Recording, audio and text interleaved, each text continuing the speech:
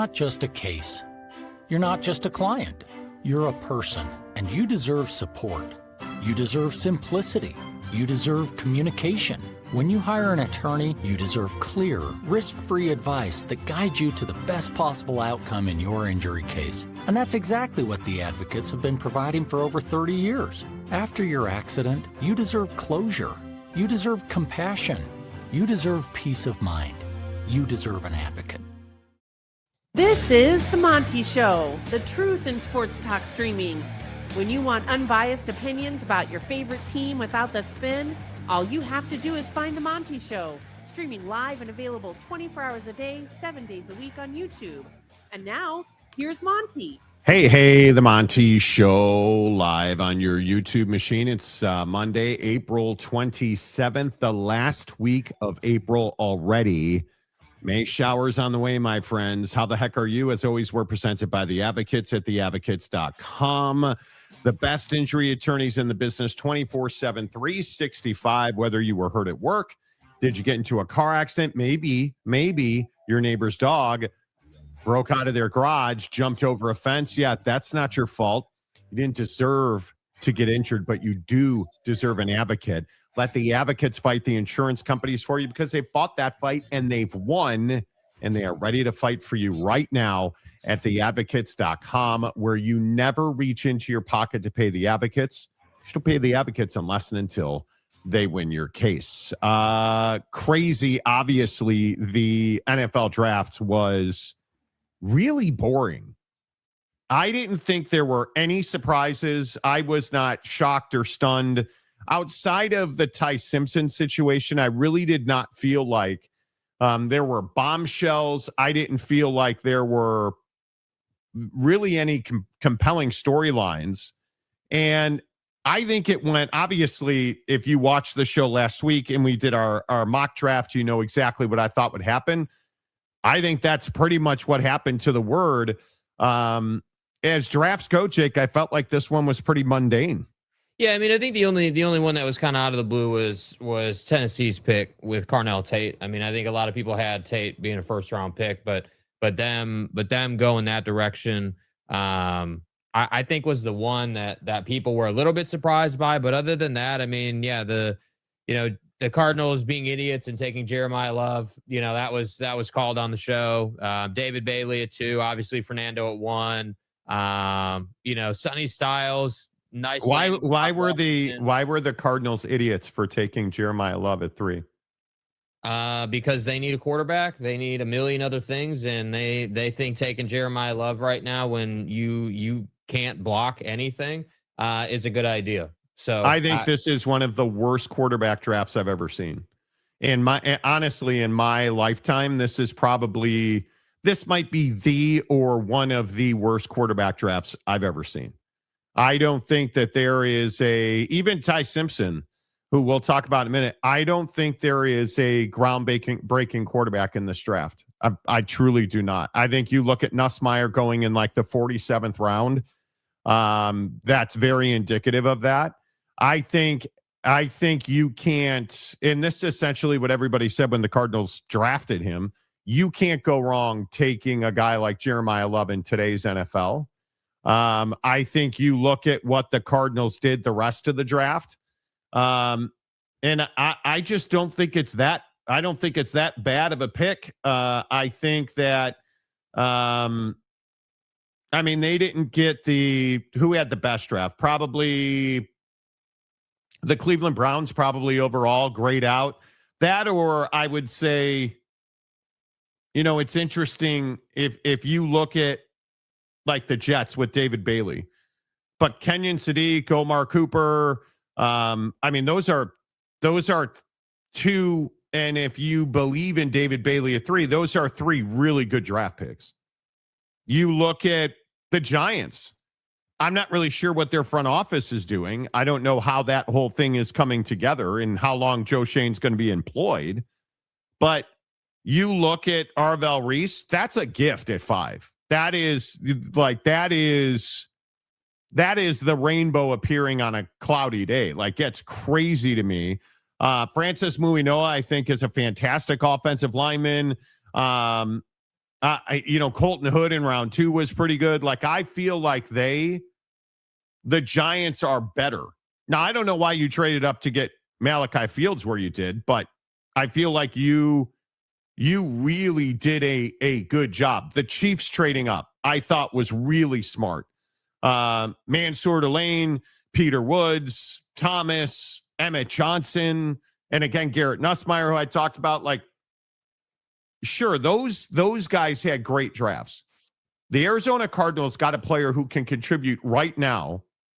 And when you're in transition at quarterback, you need a lot of weapons. I think Jeremiah Love fits there. I don't think it's a disaster by any stretch of the imagination.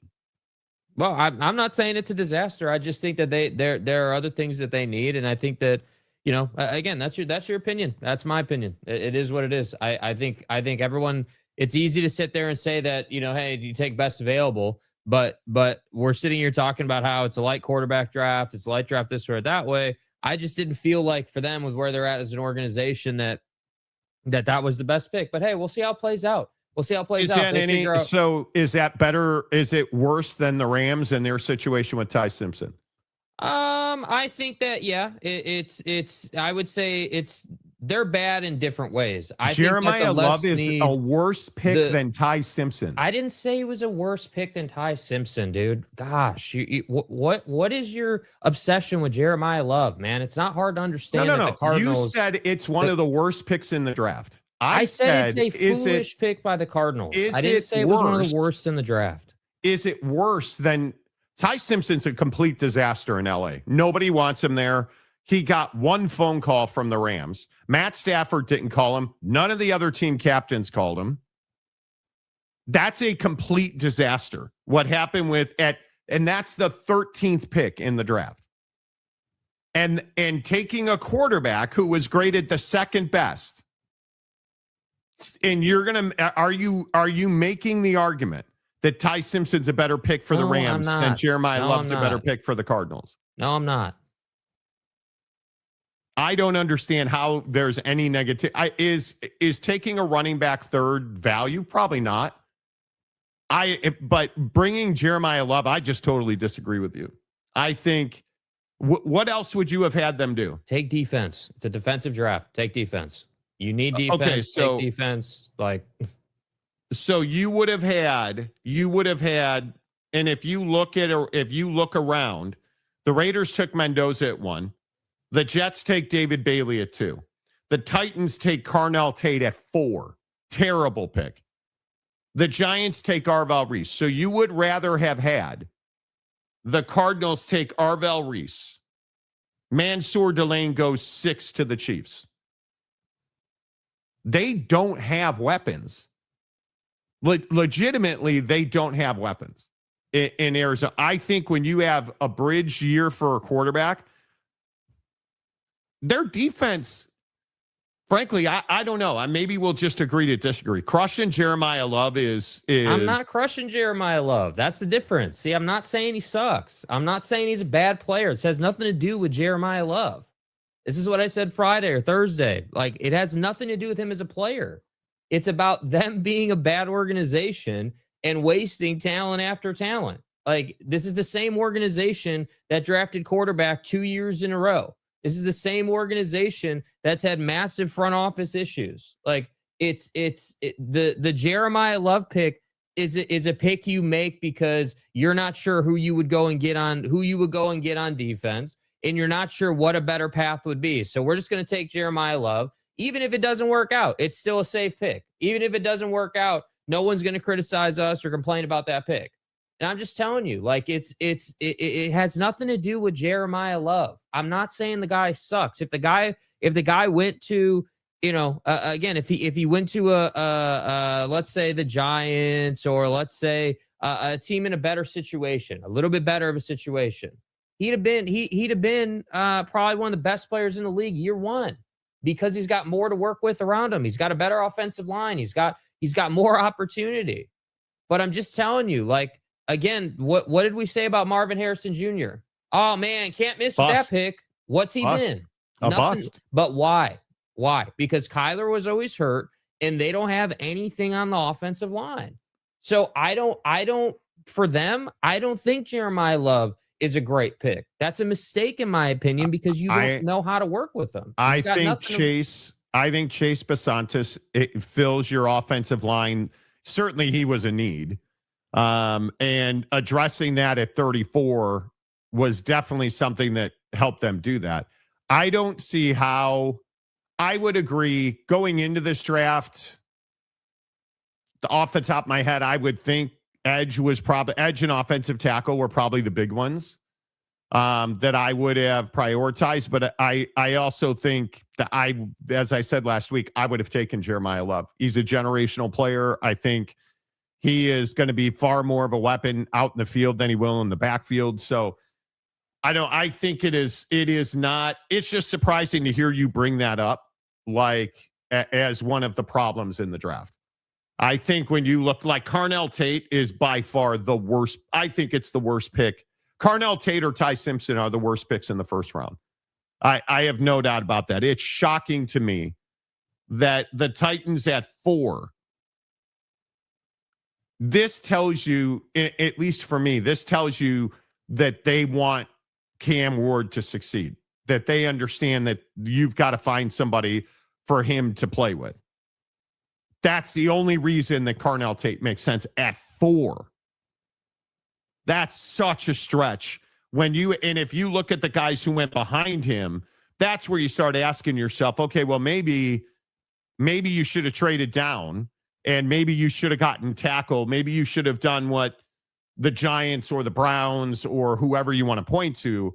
Maybe you should point to them. But I'm certainly not looking at the Cardinals at 3 as a bad pick. It's interesting when you look at Jordan Tyson at 8, because I don't know what everybody's so excited about with Jordan Tyson. Yeah, I don't know either. The guy's going to live on the injury report. And again, it's another pick where an NFL organization has identified a guy who's got nice intangibles, nice measurables.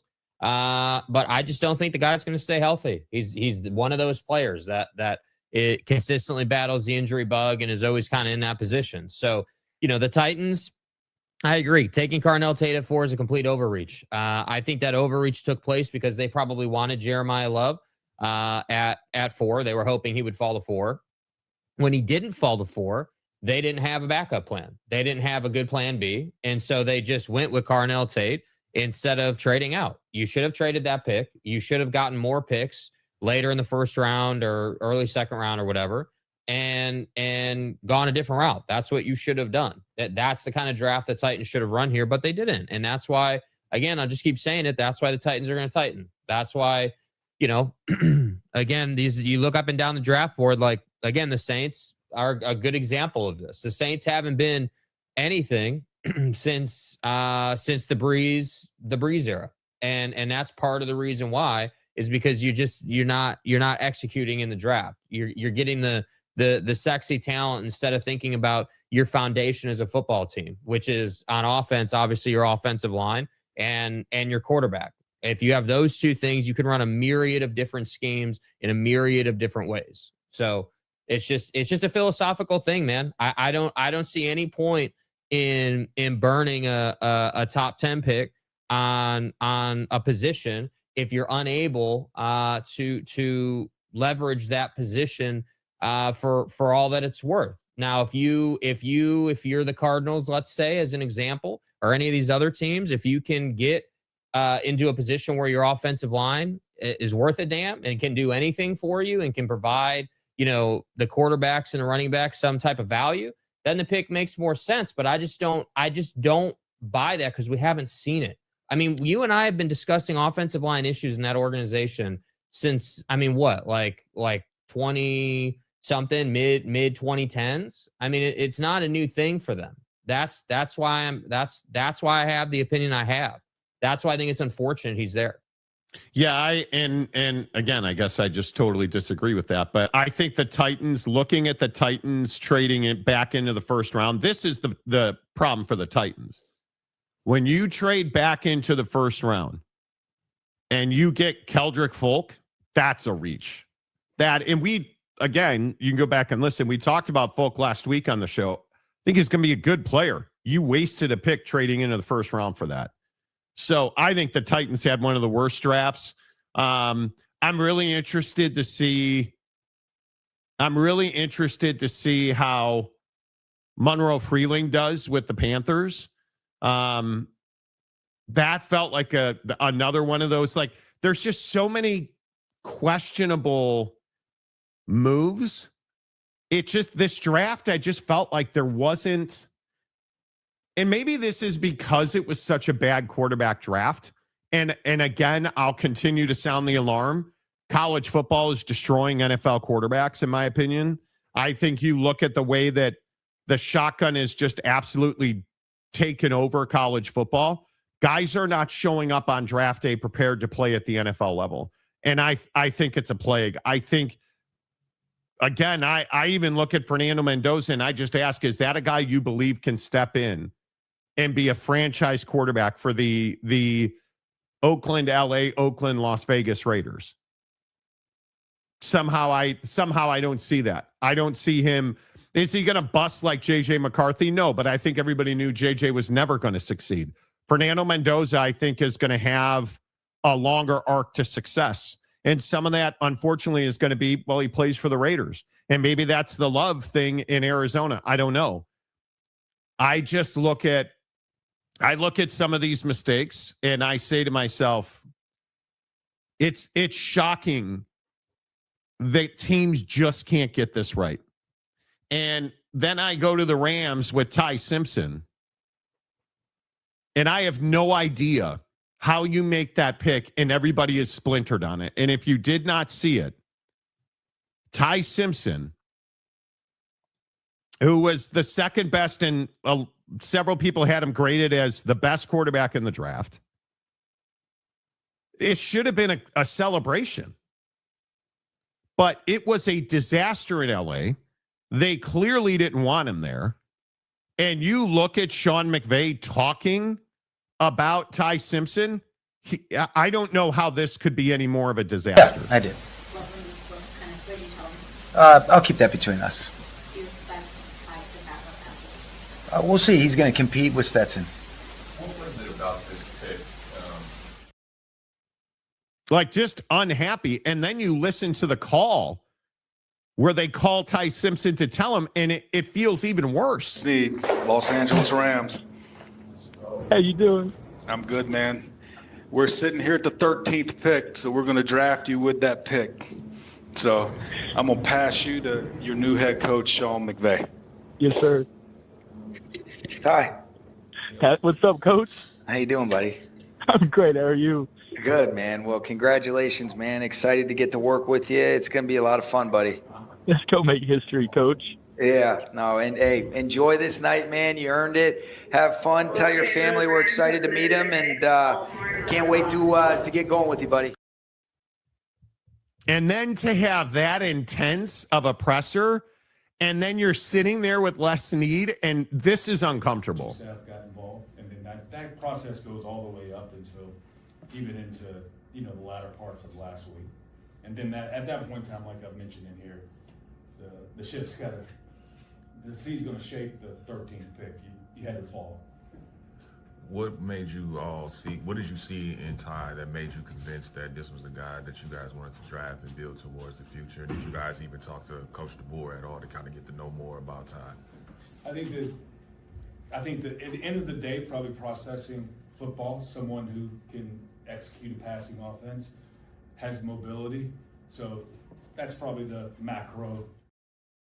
Execute a passing offense. Hey, Never mind, we're family friends for years, and this feels like I'm doing you a favor. But, he can execute a passing offense. Yeah, by the way, did you guys notice in the Ty Simpson call where Ty's like, "Hey, Coach, let's go make history together," and Sean's like, "Yeah, no, we're not doing that. No, yeah, tell your family we're excited to see him." Yeah, we're not doing that. Like, dude, it's just so it's so the optics on this are horrific, dude. I couldn't agree more that it is Les Snead and Buddy's dad being good friends, and Les was advising them on the draft process and recruiting, and was advising Ty on his decision whether to get into the draft.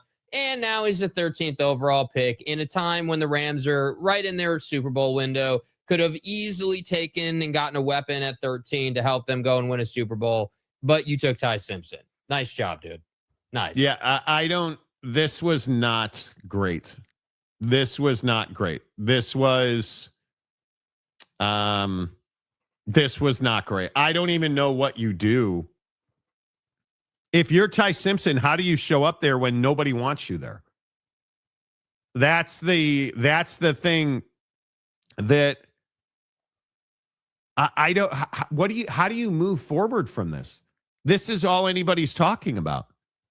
And he's a really good quarterback, but I don't think he didn't even want, Sean McVay didn't even want to have to make Stetson Bennett third. But if Matthew Stafford misses time, can you really play Stetson Bennett over Ty Simpson? I mean, that's going to be tough. Yeah, it's going to be tough. And I think you're going to see, if you pay attention as camp approaches and as we get into that portion of the year, you know, you pay attention to the Rams and what this organization puts out video-wise, and that'll tell you where they're kind of at with things. Because if you get a healthy dose of the Stetson Bennett, you know, Ty Simpson quarterback battle, that's going to tell you all you need to know, because they're not going to want to put Sean in a position where he's going to be the bad guy in terms of this quarterback situation, because he never would have took Ty Simpson at 13. And I think the world knows that. And so it's this whole deal where, you know, I think you're going to see, it will be very public, that battle, I think, between those two guys. And they will go out of their way to, you know, work hard to show one way or the other, just depending on who comes out and looks better. But I can't believe that, you know, Sean just was upset, dude. And I think the thing that Sean didn't realize in the moment is that you're someone who's known for being like a positive guy, like a good energy guy, like upbeat, like that kind of dude. So when you roll in there sitting next to Les, who is, you know, trying to push a narrative around, you know, oh man, it's the macro and we saw this and that. And it's like, dude, like that's coaching for you don't want to say what it really is. So I hope for Ty it works out. And Kenyon Sadiq and Blake Miller went 16 and 17. And that's the biggest issue. Obviously, Kenyon Sadiq would have been a really good addition to that team. And you drafted tight end later in the draft. And it just didn't feel like anybody was going to take Ty Simpson afterward. And I think what a lot of people are saying is, could you have taken, in a win now situation, allegedly, where you're supposedly in this Super Bowl window, could you have taken Ty Simpson? What did they pick? That Max Clare pick that they used? Could they have taken Kenyon Sadiq there and gotten Ty Simpson with their second pick? That's the math you'll never know. Obviously, he projects to be a franchise quarterback, but doesn't this draft look better in like 2 to 3 years? Mm-hmm. And do we believe that they're in a win now, especially with the volatility of Puka Nacua? Like, who knows? Who knows what he's going to be now? Well, that's kind of the thing, right? I mean, that's the concern, is that you took Ty here and you have the Puka situation, but you're like, Matthew Stafford just put up an MVP caliber year last year. So you have what you need at quarterback, certainly, to go out and win. And obviously you went through the playoffs last season, as we all know. So, you know, I think that it's a situation where, you know, again, this wouldn't have been as big a deal if you were a team that was like not a playoff team, but trying to be a playoff team. And like, you know, you were at that stage of it, but being that you were going deep into the postseason last year, I mean, you can't get around that fact of it. The fact that your quarterback is 37 years old, the fact that he played at an MVP caliber level last year, the fact that you were one of the best teams last year, and you chose to go this route. I mean, that's just a really, really tough look. And this is my point about this draft, dude. It was always going to be a weird draft. We talked about that last week, but I think the the decisions and choices from these organizations and just, you know, it wasn't an amazing draft overall. Like, this wasn't one of the best drafts we've ever seen, clearly. No. But I just feel like some of these organizations definitely made some questionable decisions, as they do every year. So it is going to come down to who develops, for sure. I mean, again, the saving grace is it is Sean McVay. It is the Rams. So Ty is in a good place where he's going to get to sit behind Matthew Stafford and learn how to play the position. I mean, that's huge. At least you have that. But there's no getting away from you could have got Sadiq, or you could have got someone that could really, really help you go out and win more games. Yeah, and I just think the real issue is going to be, because I think Max Clare is going to be compared to Kenyon Sadiq for the rest of his career now, right? I mean, obviously, look, I like Max Clare a lot. I think he's a really solid tight end. And I think he is somebody that you feel like makes a difference, right? Kenyon Sadiq's a better NFL prospect than Max Clare. And that's the hardest part, right? And obviously, they're not comparable. Kenyon Sadiq's upside is best tight end in the history of the National Football League. It's just really difficult. If you're Sean McVay, just try to look happy, like fake it. And I appreciate that he at least looked happy when he was talking to Ty Simpson. But I agree with you that it's incredibly awkward when he's like, no. Screw you in your history. We have Matt Stafford and nobody likes you. So if you could just fuck off, that'd be great. That's what it felt like. Bro was like crying on the phone, dude. Let's go make history, coach. Yeah, no, I don't think so, dude. No, not going to do that. No, it's good. I'm all right. You make history your own. We're going to cut you before camp starts. But listen, I think it'll be interesting to see what they do. But anybody else you want to unfairly crush or destroy dreams in hopes of, or? Nope, not unfairly crushing anybody, dude. Just talking about situations, man. I don't think it's unfair. I don't think it's nothing to do with Jeremiah. Like I've said that repeatedly. I said it last week. I've been consistent on this. Yeah, he sucked. We get it. Nope, didn't say he sucked. Said the Cardinals suck, dude. And that's why they're drafting at number 3. So calling him, well, okay. I understand. It's ball busting. I totally get it. It's why you guys haven't hit the like button yet, which you should do right now. On the Monty Show, let's get to your comments. Best draft, worst draft. Where do you guys come down on that? Mike Smith says, still excited about the first round of the draft. I thought it was completely boring. Oh, the one other nugget that I thought was interesting before we completely move on was Howie Roseman absolutely torching the Pittsburgh Steelers. So the Pittsburgh Steelers are not on the clock yet, right? They get on the phone with Makai Lemon and say, hey, Makai, this is great. This is Pittsburgh. We're drafting you. We're going to, we're on the clock next. And then Howie, in just an incredible act, makes a deal. And Makai Lemon says to Pittsburgh, hey, bro, why is Philly on the phone? And he gets handed another phone, and Philly's on the phone, and Howie's like, hey, dude, you're an Eagle. Eagle up, bro.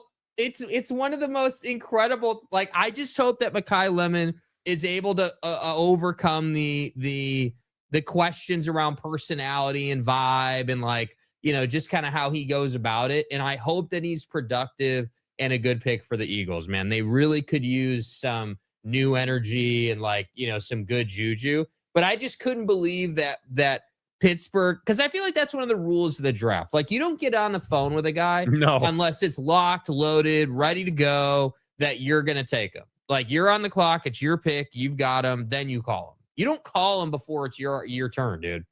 I couldn't believe that. And I think it's really important to note the Philadelphia Eagles had probably arguably the best draft at all, I mean, of anybody. They certainly, I mean, I don't know how they get anything less than an A. They're younger, they're faster. I mean, you look at, I mean, all of them. Micah Morris in round 6, I think, is a great pick. Eli Stowers from Vanderbilt's a really solid pick. Obviously, I'm a huge Makai Lemon fan. I've talked about that guy a lot.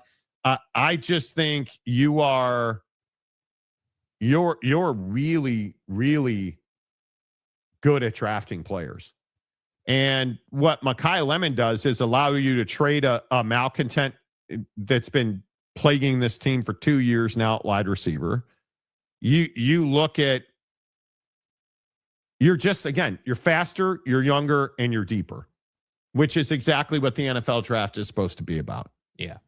So I give him a lot of credit. Welcome to the Nightmare. Hello.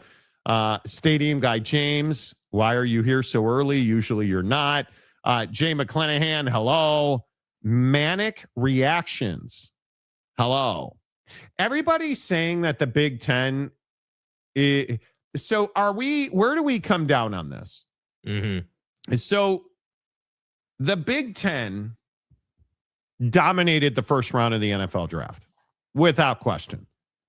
Oh, and I should say, excuse me, Ohio State dominated the first round of the NFL draft without question.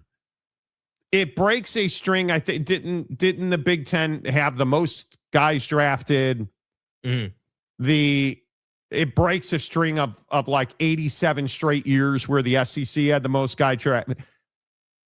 Are we overreacting and saying that the Big Ten is the dominant brand because they had the most guys drafted for 1 year out of the last? I think it's 6. Mm-hmm. I don't think this is an indicator of quality at all, and mainly because it was Ohio, one team powering the conference in the first round. Yeah, I mean, I think that there's a reason Ryan Day, 2 weeks ago now, we played that clip where he was talking about you probably shouldn't come to Ohio State if you're not going to be a first or second rounder. I Correct. mean, they have a process in place where their focus is to operate with that level of talent and to help guys achieve their goal. Basically, hey, you're coming out of high school, you're coming from the portal, you're coming to our program to get to the NFL draft. That's the whole goal. And through that process of development, we're also going to go and try and win national championships. So they've positioned themselves as a feeder to the NFL, and Ryan Day deserves a lot of credit for that. I would agree that I don't think it is there's no way to say from a entire conference to conference level that because Ohio State did so well in the first round that somehow the Big Ten is just overall a better conference. I do think if we're talking optics, like people saying, hey, well, back-to-back natties, now you had a good first round in the draft. Like, yeah, the Big Ten's been on a good run. There's no doubt, man. They've had success on the field, and obviously, when you have success on the field, dudes are going to get more recognition. They're on TV more eyeballs equals probably better draft. Like that's part of it. But it's not like we're sitting here talking about, Michigan and USC. And I know USC leads the draft all time in picks, and they're amazing. But I just think we need to be careful how far we stretch the Big Ten narrative in the draft. I think Ohio State's very good, dude. I don't think that means the Big Ten, because of the draft, is better. Well, the SEC had 87 players drafted. The Big Ten had 68. 14 from the SEC in the first round, 10 from the Big Ten. There's no question talent, if we're just looking at numbers, there's no question the Big Ten is closing the gap. If you want to play in the NFL, you go to the SEC or one of the top 3 schools in the Big Ten. Yeah. That's the formula. And I think USC's coming along, but if you want to go to the draft, you're either going to Ohio State, Michigan, or Oregon in the Big Ten. And if you do that, you're going to be on national TV a lot. You're going to play in big games, and you're going to have a chance to be a first-round NFL draft pick. Mm-hmm. So that makes a lot of sense to me. And I think when you look at the SEC, I am not getting on the train that the SEC's dead or the Big Ten's dominant. It's just, to me, that's a stretch. That is a stretch. Right. Right. So, and you're talking about an NFL draft where LSU was in a down period, one of the worst stretches in modern LSU history. Do we really think Lane Kiffin doesn't immediately fix that? Yeah, I mean, I think we all. I think the only question people are asking is if he's going to win a national championship or not. I think we're all kind of on the same page there. Yeah, I would agree. Diego Pavia got drafted by Starbucks in Nashville. Dude, I do not feel sorry for this dude at all. I have told you I hate this guy. I have told you that I think he's not an NFL player to begin with. And now he has accepted an invite to work out with the Baltimore Ravens at minicamp.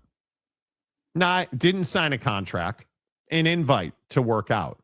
And I don't feel sorry for him at all. Now, are you representing yourself or do you have an agent? No, I'm representing myself. Wow. Yeah. So I didn't think it was fair that someone was going to represent me and take 5 to 10%. Mm-hmm. Ain't nobody taking my money, I'll tell you that. It's unbelievable for a young guy to be able to do this, man. And what did it get you?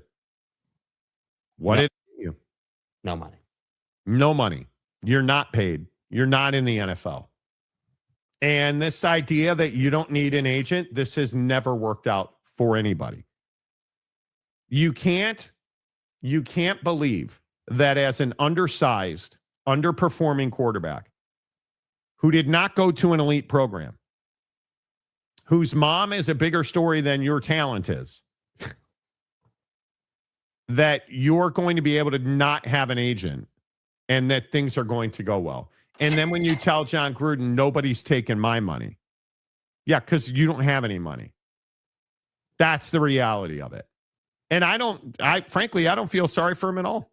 Yeah, and I just think it's funny that Diego Pavia I don't feel like got a bunch of run during the draft, like just generally speaking. Like I didn't feel like we heard about him much. I didn't feel like there was a lot of conversation. Nope. Or anything like that. And I just think it's interesting, again, when you compare Pavia to other guys who got drafted last year or what have you, he's been the guy that is like, yeah, no agent, no one's taking my money. And the problem with that is, and I'm guessing no one's advising him, when you go the no agent route, dude, it puts a big ass red flag standing up from your backpack saying, hey, like, I'm that guy that thinks I'm better than the system. And, I'm the guy that's going to negotiate directly with the owner. Hey, Jerry Jones, draft me. Like, it's not a good look. And I guess I just wish that people or these prospects who do this were told by someone like, hey, man, you need to have an agent, bro. You need to have an agent. You need to allow that agent to go work for you on your behalf and pay the guy the 15% or whatever it is, a 10% fee on, whatever your multi-million-dollar contract is, and go on your way. Just go about your business, dude. Get drafted, and then the work begins. Then go make your money. Hey, man, enjoy the UFL. It's a solid league for guys who aren't very good football players who never were going to make it in the NFL. Yeah. Congratulations, man. You're not good enough to play in Canada. You're not good enough to play in the NFL. Your agent would have told you that. Maybe you can go on Theo Vaughn's podcast and talk about it a little more, Yeah. After he's done pounding your mom, he'll do another episode, I'm sure. Yeah. So, don't feel sorry for Buddy. Not even a little bit. Can't believe I'm saying this, but the Cowboys had a decent draft. They got the best player in the draft. I don't have any doubt about that. Caleb Downs is the best defensive football player in the draft. I was going to say, hold on now. I know that you didn't say he's better than Jeremiah Love. Well, right? Jeremiah Love sucks, and he's going to be a huge bust according to you. So, Malachi Lawrence, huge pickup. I think that one's big. I also, Jayshon Barham from Michigan. Not a lot of people are talking about that pick. I think they got 3 really good difference-making defenders. Can we say now that they have rebuilt their defense after Micah Parsons? Because I think you can. Mm-hmm. And I would give them an A. I would absolutely give them an A. Yeah, I think the problem they've had, the Micah situation took the spotlight, but the genesis of the problem on defense has been the secondary. They have had injuries and just so much struggle on the back end of their defense. And again, we talked specifically about Caleb Downs and his ability to play in multiple different schemes and systems, his ability to be a leader, because he knows where all the guys should be. He's definitely a field general. And that's a guy where I'm like, yeah, that's an immediate impact player. That's a guy that is going to know your scheme, learn your scheme, dominate the scheme, and you can put him out there, for the entire game right now. Like, that's a guy that you just plug in and he immediately helps you get better on defense. So hopefully they can figure it out, but it doesn't make up for the infamous, Lamb dropped ball in the playoffs. And that's the hard part is that I love the pick. I mean, I think it's a great pick for them. Absolutely. And I love that they didn't have to trade up to get him, but I think that it is we'll just have to see again. I think that this season in the NFL, there's a lot of these teams that need to get over these skeletons that have been haunting them. The Lamb drop pass for the Cowboys, the Eagles and AJ Brown, these different, like, again, the Cardinals with the Kyler Murray situation. You chose to actively move on from that situation if you're the Cardinals. So let's see what it looks like, man. Let's see what the Cardinals post Kyler Murray actually look like and what you were able to do here. And that's the same thing I say about the Giants. Look at the Giants. New head coach, just brought in some new talent in the draft. Jackson Dart's looking nice. Like, Cam Scatterboo's obviously that guy. So there are just a lot of these teams out here that have to get over the hump that has been holding them back. I think you look at the Cowboys now. Don't forget, Rashawn Gary's on that team now. I think you also have to remember that PJ Locke, Jacoby Durant, the safety they signed, God dog it, Jalen Thompson, on top of Caleb Downs. And on top of that, Malachi Lawrence.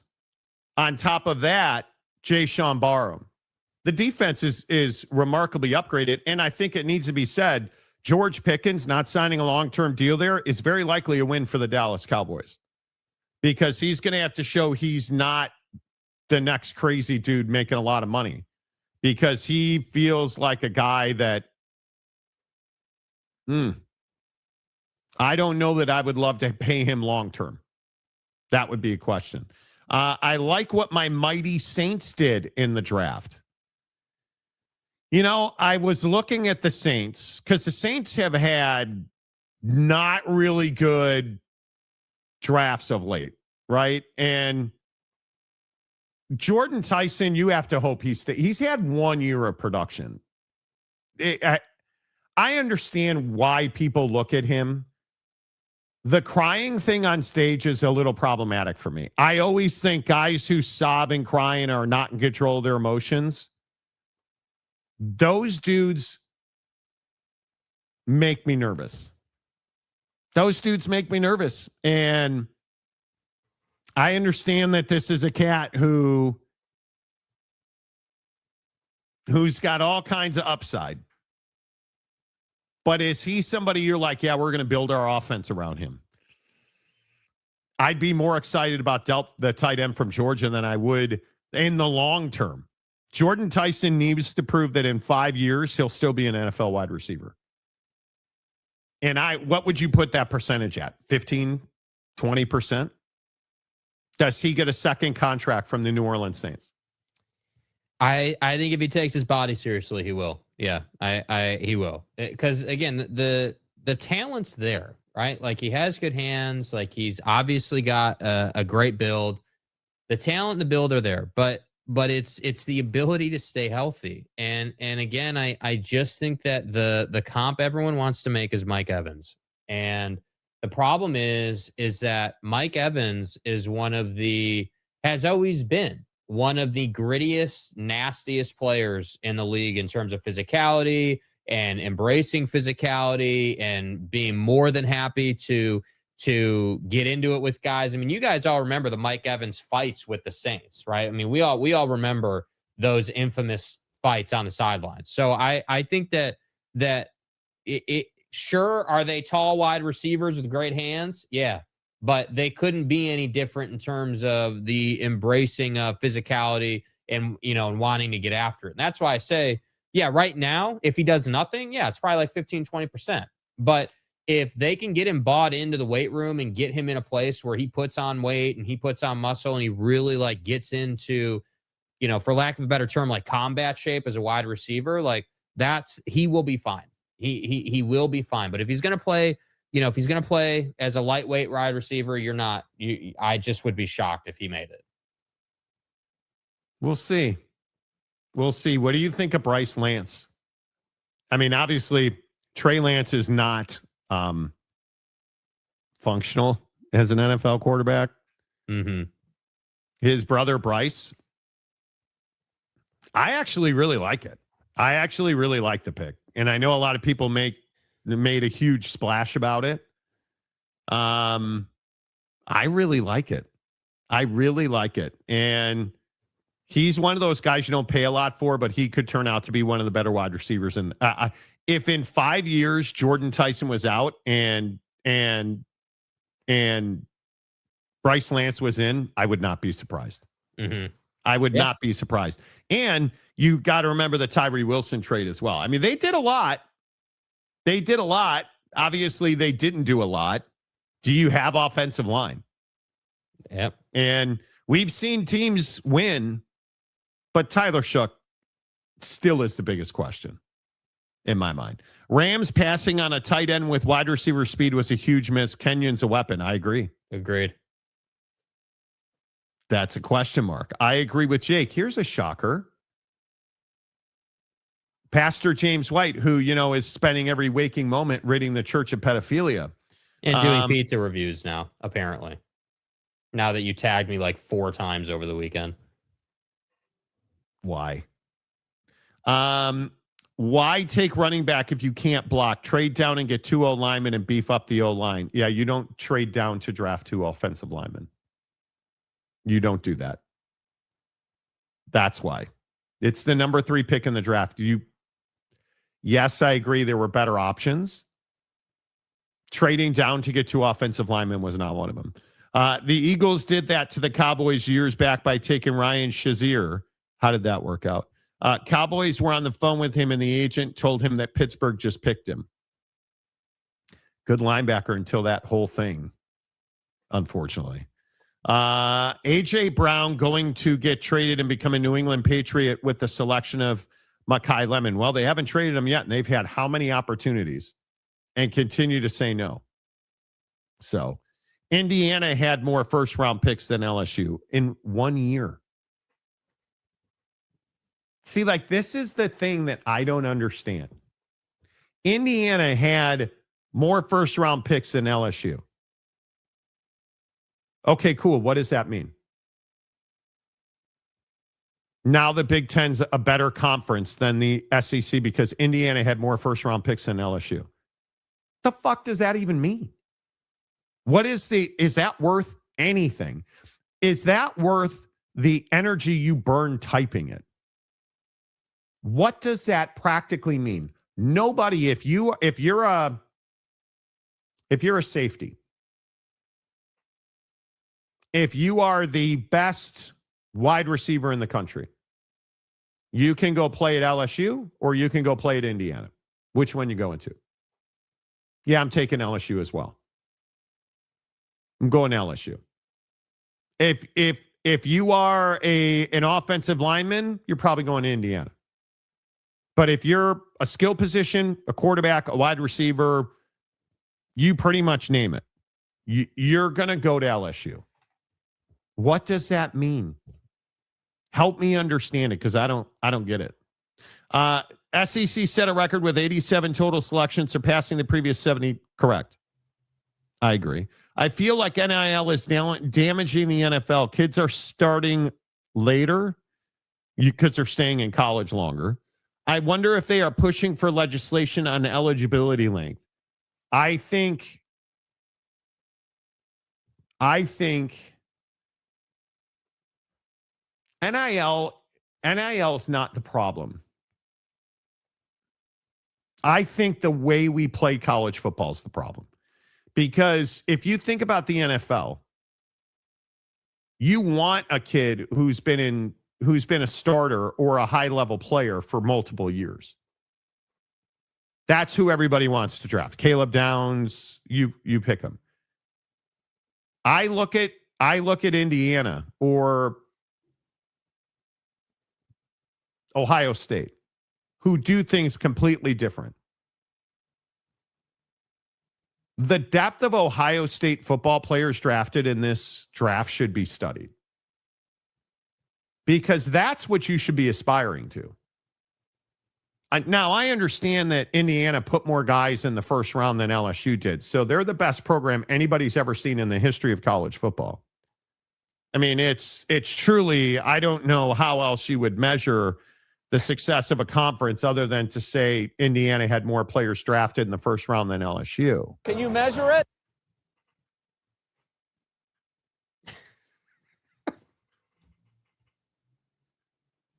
Anyway, the point is, Venom and vitriol. do you just see how ridiculous that statement is? Anyway, the point is, NIL, I think, is an interesting conversation because it should be helping the NFL that players stay in college longer. But I think what it's doing is it's exposing the lack of talent development in college football. Because when you move around, why is Caleb Downs the best defensive player in the draft? Because he went from Alabama to Ohio State and he stayed at Ohio State. You didn't see him hopping around. Why did he leave Alabama? Because Nick Saban retired. Legitimate reason. And so then he goes to the best defensive school in the country for the 3 years or whatever, 2 years he was there. Like it's a no-brainer that's the model. It's the guys who hop around every year that you want nothing to do. They're almost radioactive. Right? They're almost radioactive. Mm-hmm. Stop with the hyperbole with saying Indiana's the best ever. I mean, that's the greatest. When you put more guys in the first round than LSU, I mean, I didn't think anybody could be a better football program than West Virginia with Rich Rod. But now that you see that LSU got beat by Indiana in the first round, I mean, that'd be America's team. Indiana Hoosiers, bitches. Come on, dude. He just gets so carried away with stuff. Who cares? Like, if you don't laugh, you'll cry. Only 2 picks I liked by the Steelers were the old linemen in the first and the third round. Mike Tomlin needs to just disappear. Why is Mike Tomlin talking about why he left the Pittsburgh Steelers? Because he's got to do the interview of sorts, he's got to get on the TV set and he's got to tell his story and, he's got to do that whole thing. So, yeah. Yeah. I mean, I thought with Indiana being the best team in the history of college football that Mike would, I should stop. Go in the hoop.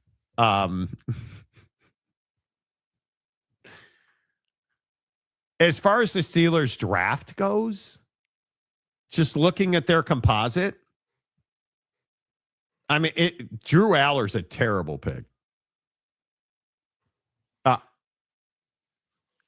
Is there anybody? How many quarterbacks lost money staying in college last year?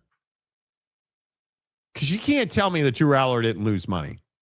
And average ass Aller's a guy that again, you picked him at 76. And why? Because you were looking for a dude who could be the second coming of, Big Ben, as everyone likes to refer to him as. So, you were looking for a big body quarterback that could stand back there and take a beating. So I firmly believe that's why you took him there. Honestly, that's what you were doing. He will define this draft. If average ass Aller turns into a stud, This is a good draft. This is a very good draft. But right now, Jeremy Bernard's your best pick. There's no question about that. I think Jennings Dunker from Iowa is probably the best value pick. I mean, he's going to be a guard in the NFL, I would think, right? I mean, so you got stronger up front, but we'll see how that all plays. I do think drafting a running back that early is terrible for the books.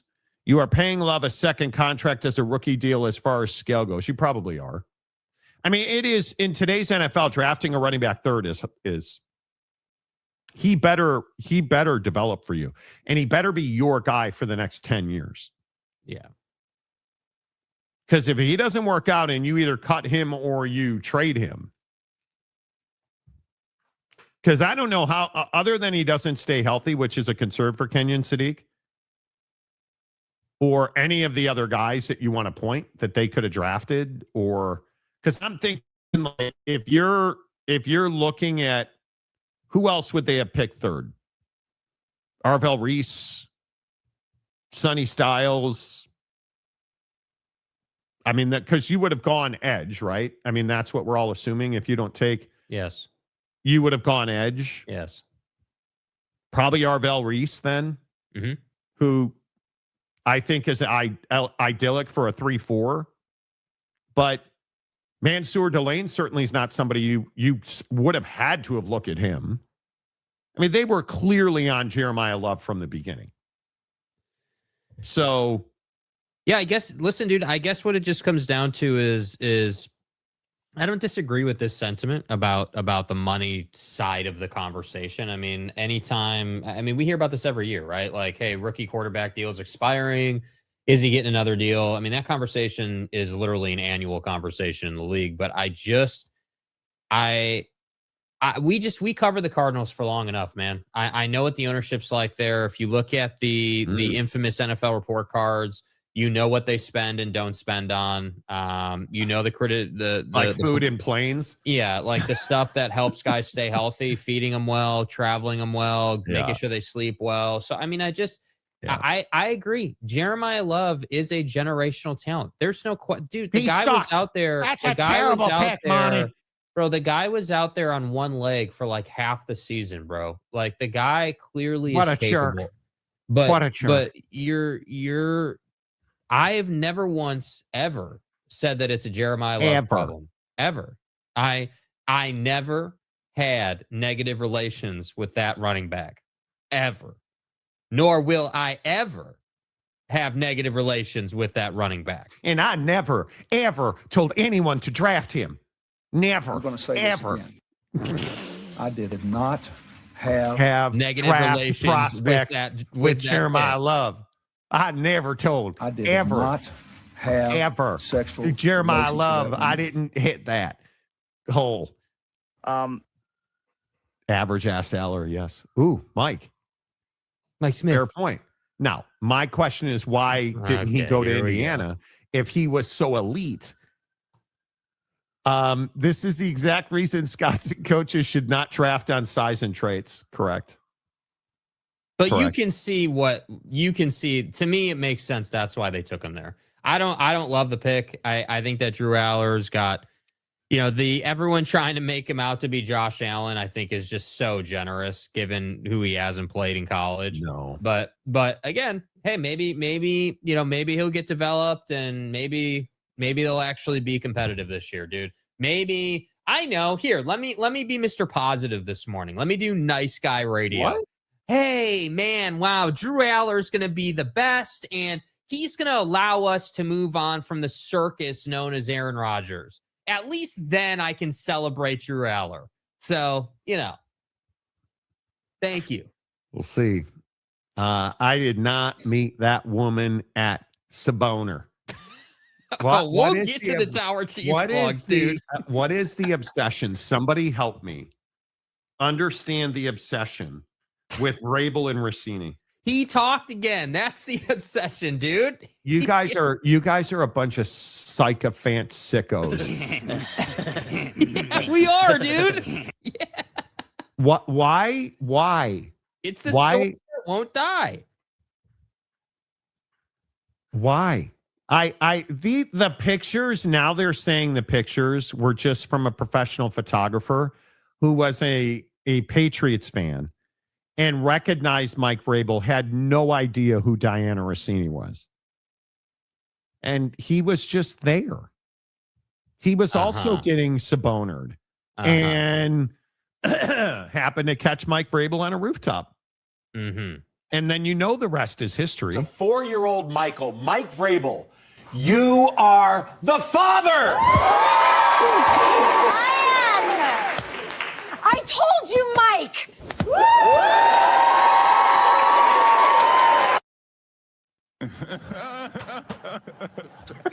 People are out here making AI clips of Maury Povich around these two, bro.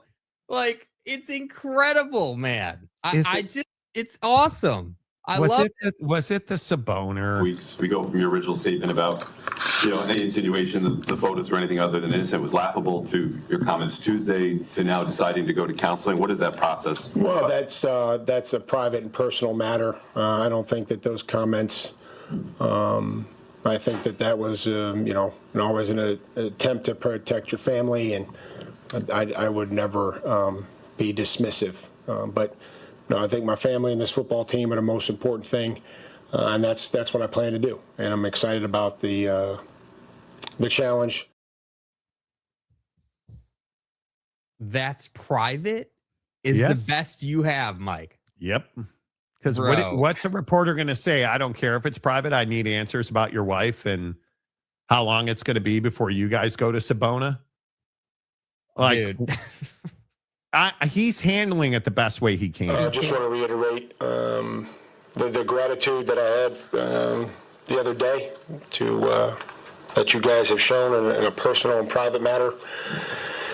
I want to address the news regarding my current situation. I understand that there are questions, but I take accountability for my actions and the actions that caused a distraction to the people that I care most about.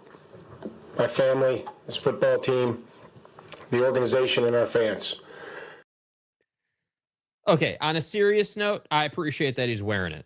That's what you should have said, in my opinion. That's what you should have said. Take accountability. I never, ever would expect Mike Vrabel to be like, yeah, dude, like I cheated on my wife and I take full accountability for that. He's never going to say that. But the fact that he's now, as James would put it, on the record, saying FTR, OTR, MDiv, hey, I take accountability for the distraction I created. This football team, my family are the most important things to me. And we're going to get back to that place. Okay, great, Mike. Dude, I'm not going to forget this happened, but now at least you've owned it. Now we can move on to footballing, right? Like that's so in my opinion, this story is only still alive because he had come out and done another presser about it. That's what kind of revamped the fire around it. And then there's this, what I like to call a developing situation in Pablo Torre land. And we're not quite ready to, Pablo Torre is now getting involved. Oh yeah. We need Pablo. We don't have video on it. It's not, I haven't built it out yet. We don't have a full update from his side of the thing, but there is, if you go on Twitter, Pablo Torre is, and you remember the last time we heard from Pablo, right? The last time we heard from Pablo was out here talking about the tree company and Steve Ballmer and Kawhi and just the whole thing. Now, dude is out here allegedly with sourcing that Jay Glazer had a party with coaches, apparently, and everyone, there's some pictures and things floating around, and he's saying, unconfirmed, that Diana Rossini and Vraves had some sort of party adjacent to what Jay Glazer was doing. So I'm just telling you, if you think this story is going away, it's not going away anytime soon because we haven't heard from Diana yet, and Pablo is now digging. So I'm just telling you, don't expect for this to go away because it's just going to keep going. This is so stupid. This is just like, why? Who cares? Like, oh, everybody cares. This is not a who cares situation, Monty. Everybody cares, dude. Get a life, bro. Cares, get a life, bro. Like, everybody needs to get a life, bro. Get a life, man. Come on, man. All right. Patriots win the Super Bowl. No one in New England will care. He was out celebrating the Super Bowl win until they lost. FTR Vrabel put it on the record or in the record. Didn't he put it in the... Paul didn't go in the hoop. You know. If this guy didn't go to the Super Bowl last year, would he have been fired already? Probably not. No. Look at who he's working for, dude. Look at who he's working for. Come on. Probably not. You know. Maury Povich has still got it. Hell yeah, he does, dude. Man. End Donuts. Vrabel combo just hit the wrecking ball. I mean, you're not wrong. You know. Vrabel to Lomu. I hope you're with your family enjoying this because I'm not. The lie detector test determined that was a lie. And now what about the Sean Payton stuff? Again, another development, right? Because we don't have video of that either, but that is as far as I could tell, smashing with. No, she wasn't. I would be. There's no way, dude. There's just no way. You can't tell me Rossini is getting after Sean Payton. I just can't. No, I can't. Come on. She won't be able to beat a lot of the allegations, but Sean Payton is not one that I'm no way. I don't buy that at all, dude. I don't buy it at all. And I just think it's look, man, the Vrabel stuff adds up because you can see the track record with like his time in Tennessee and now his time in New England and like their, her Twitter account and their relations and the pictures and X, Y, and Z. I don't even, just FTR. I don't even know that I believe this whole massaging of the narrative around the photographer.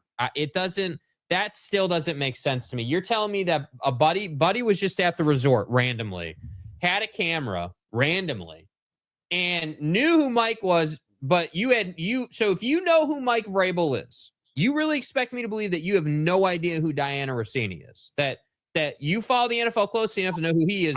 You would not know who Diana Rossini is.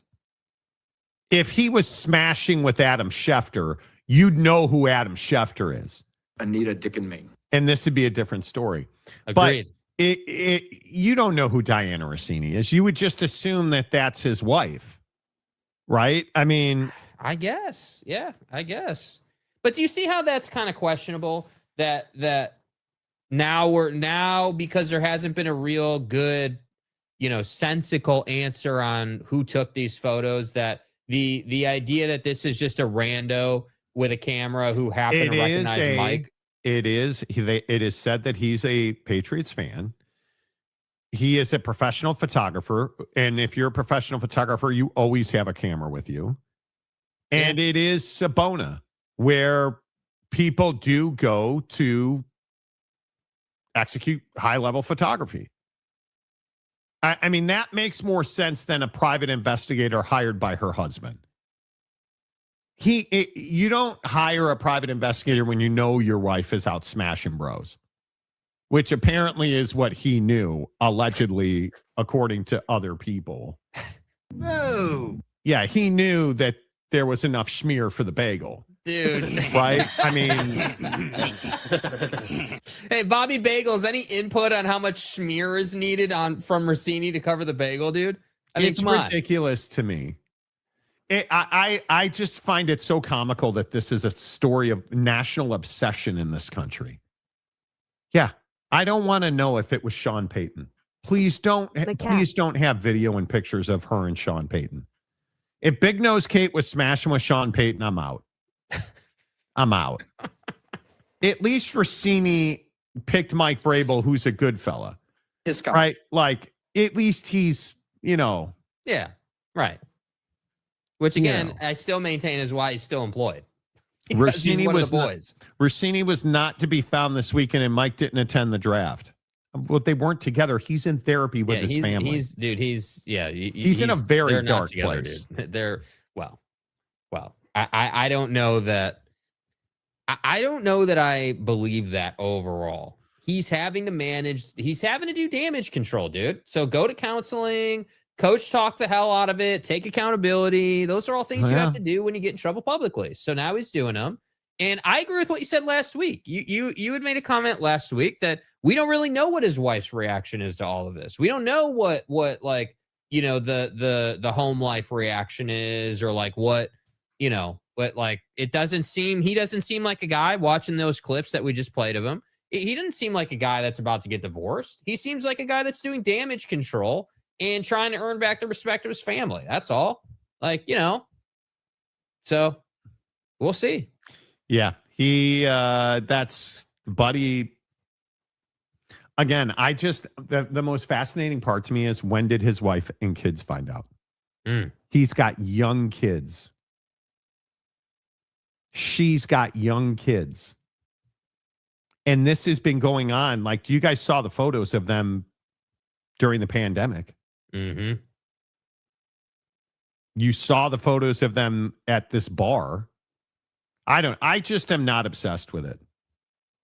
Wow. I'm not obsessed with it. You're the one, dude. Because I think people love this story. I think it is the ultimate NFL drama. Love scandal. this story. Mm-hmm. Like you're talking about, yeah. I don't in any way, shape, or form. I think that the difference is you understand, or maybe have more, feeling towards the damage that's done behind the scenes. And I just think most people don't care about that, because these people have everything they need in life and still mess it up. So the damage that is done behind the scenes. And again, we don't know, the wife, we don't know what the wife's reaction to that is. We don't know what Jen's reaction is to that. But just the idea that these people have millions upon millions of dollars, they think they can do whatever they want, and then they get in trouble, for doing whatever the hell they want to do. That's where it gets tough. That's where it's hard. Yeah, I feel bad for his kids. My guess is, when you're married to a guy like Mike Vrabel, he's probably been, the car's been parked in other people's garage. I would guess. That doesn't make it right, but his kids their kids should not have to be subjected to it.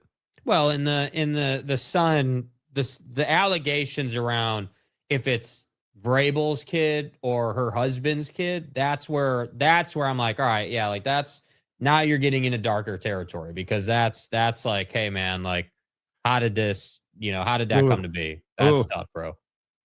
And if it is true that, like, her son Mike is, it's in the window. Yeah, dude. Yep. That's rough. Like, and your mistress is pregnant and married. Do you guys just take a year off?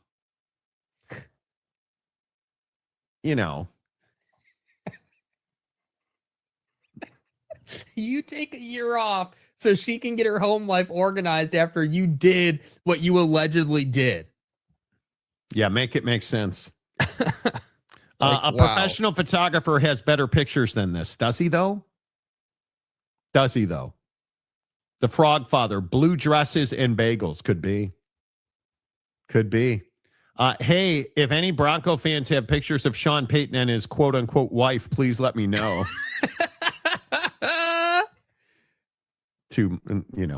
Blue dress buddy is 6 years deep. Seriously.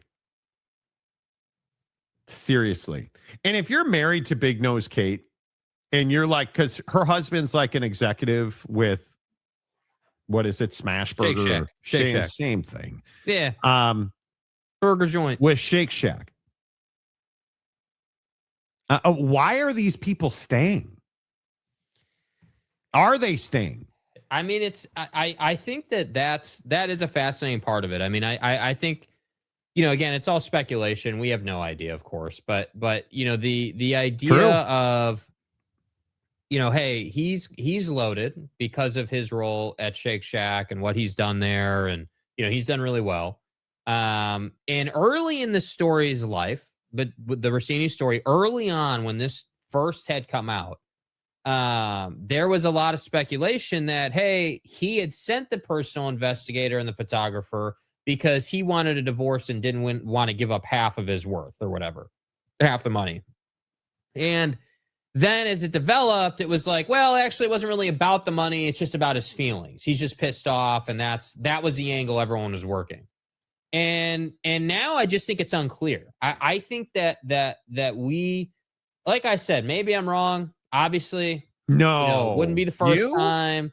Well, I mean, Jeremiah Love sucks. So I never said Jeremiah Love sucks. You're taking it personal because you're a Golden Domer fan. I get it, but it's not a good thing for them, dude.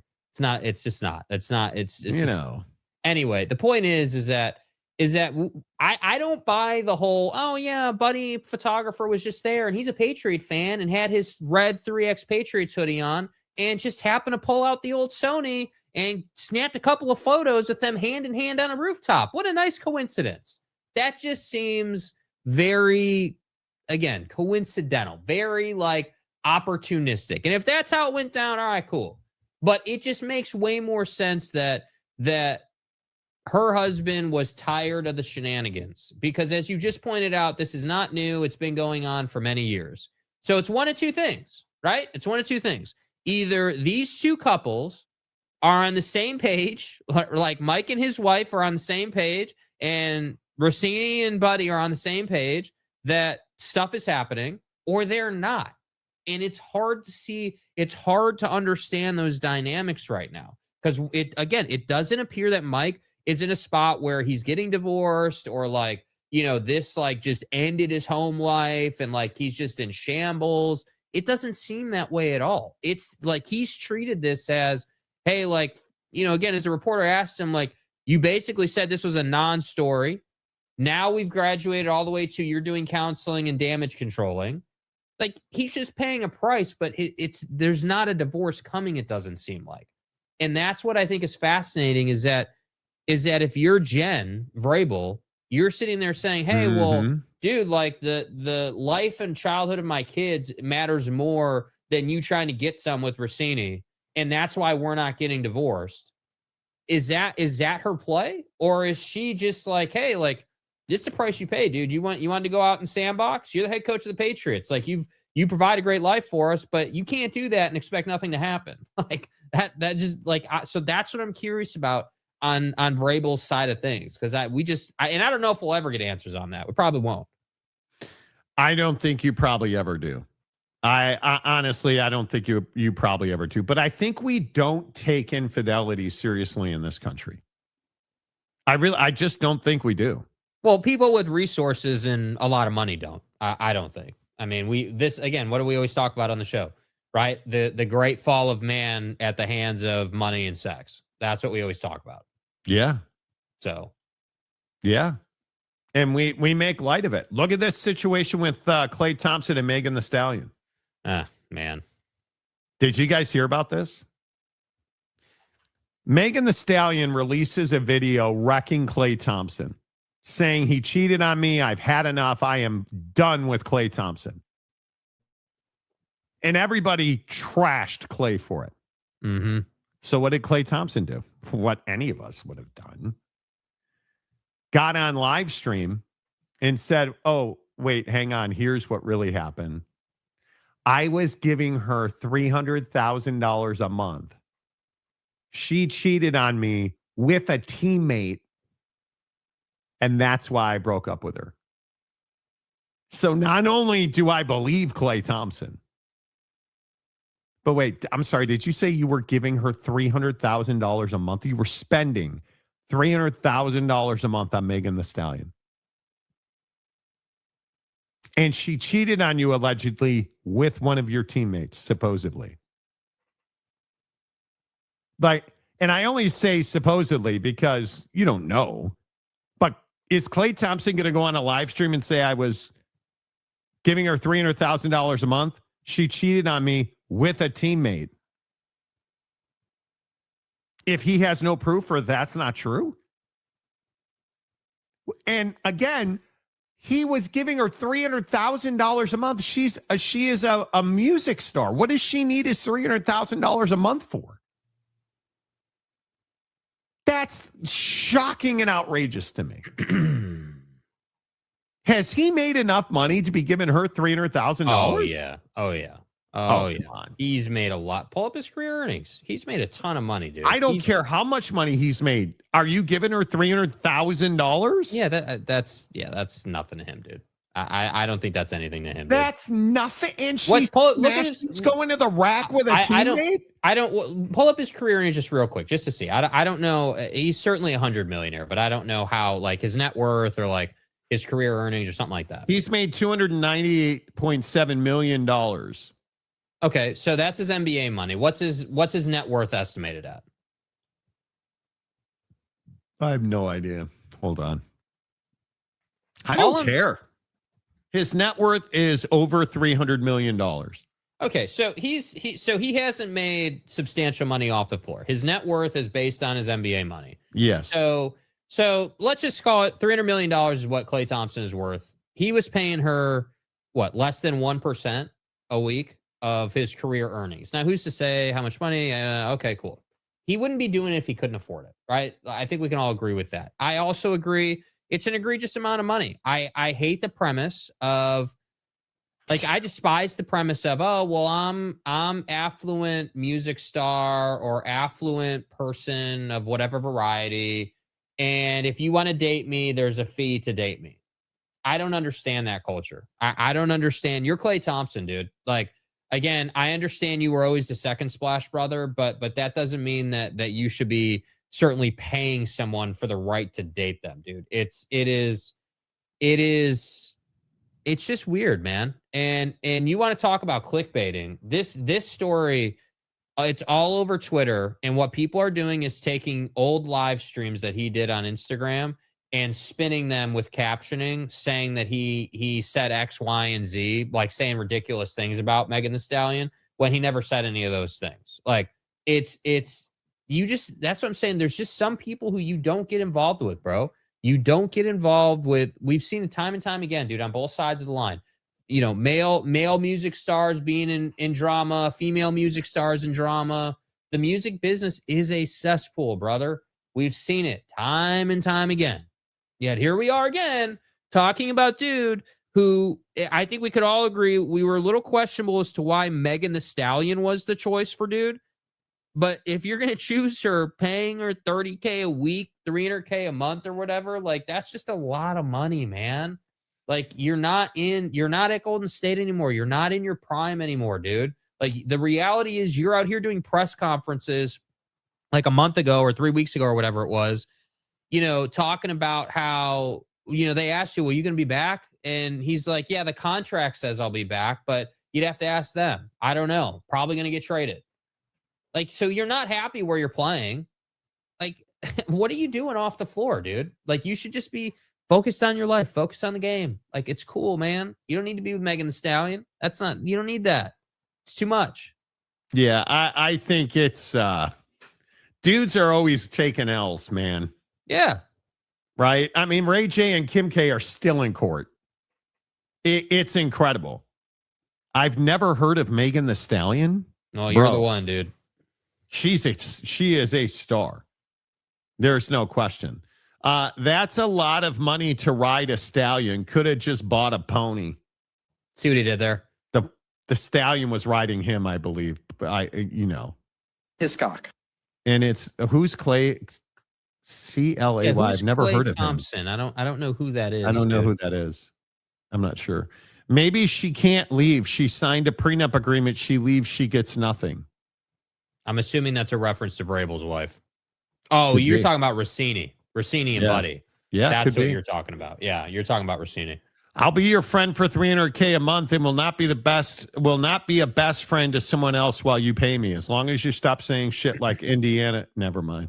I'm not paying any woman my wife spends $300,000 a month.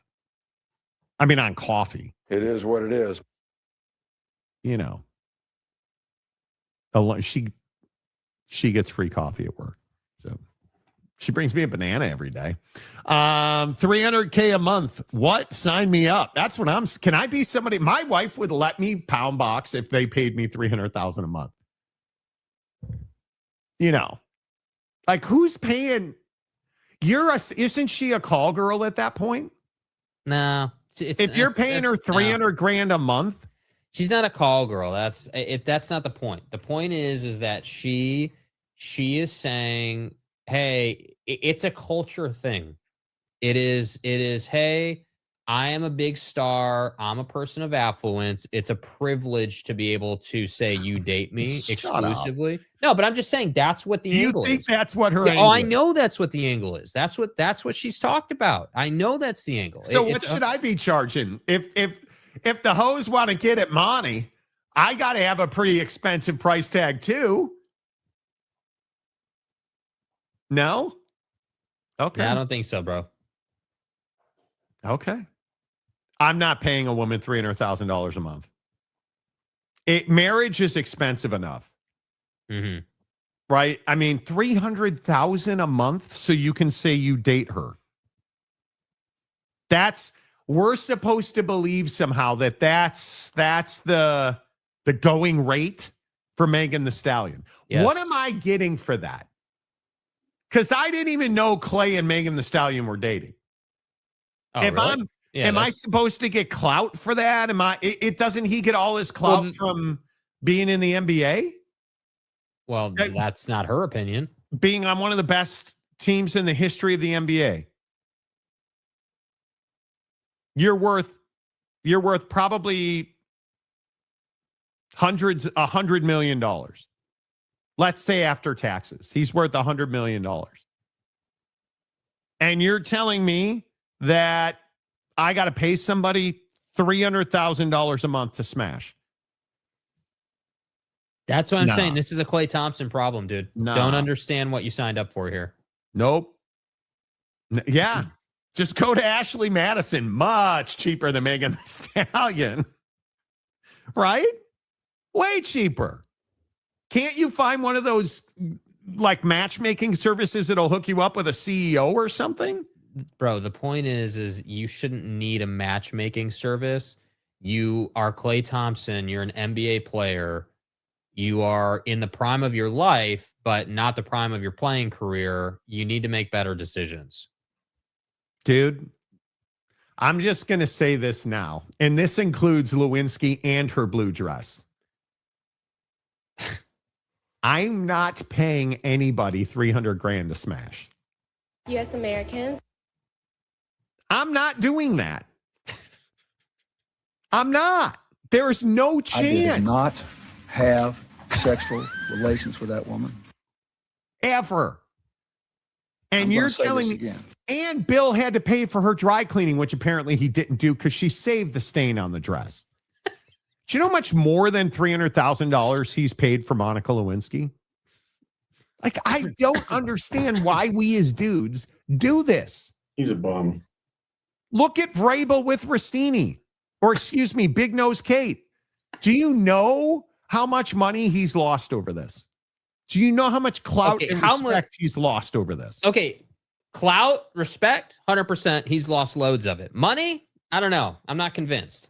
I think any endorsements, all of that went away. For now. Yeah, for now. He'll make a comeback. I'm sure he will.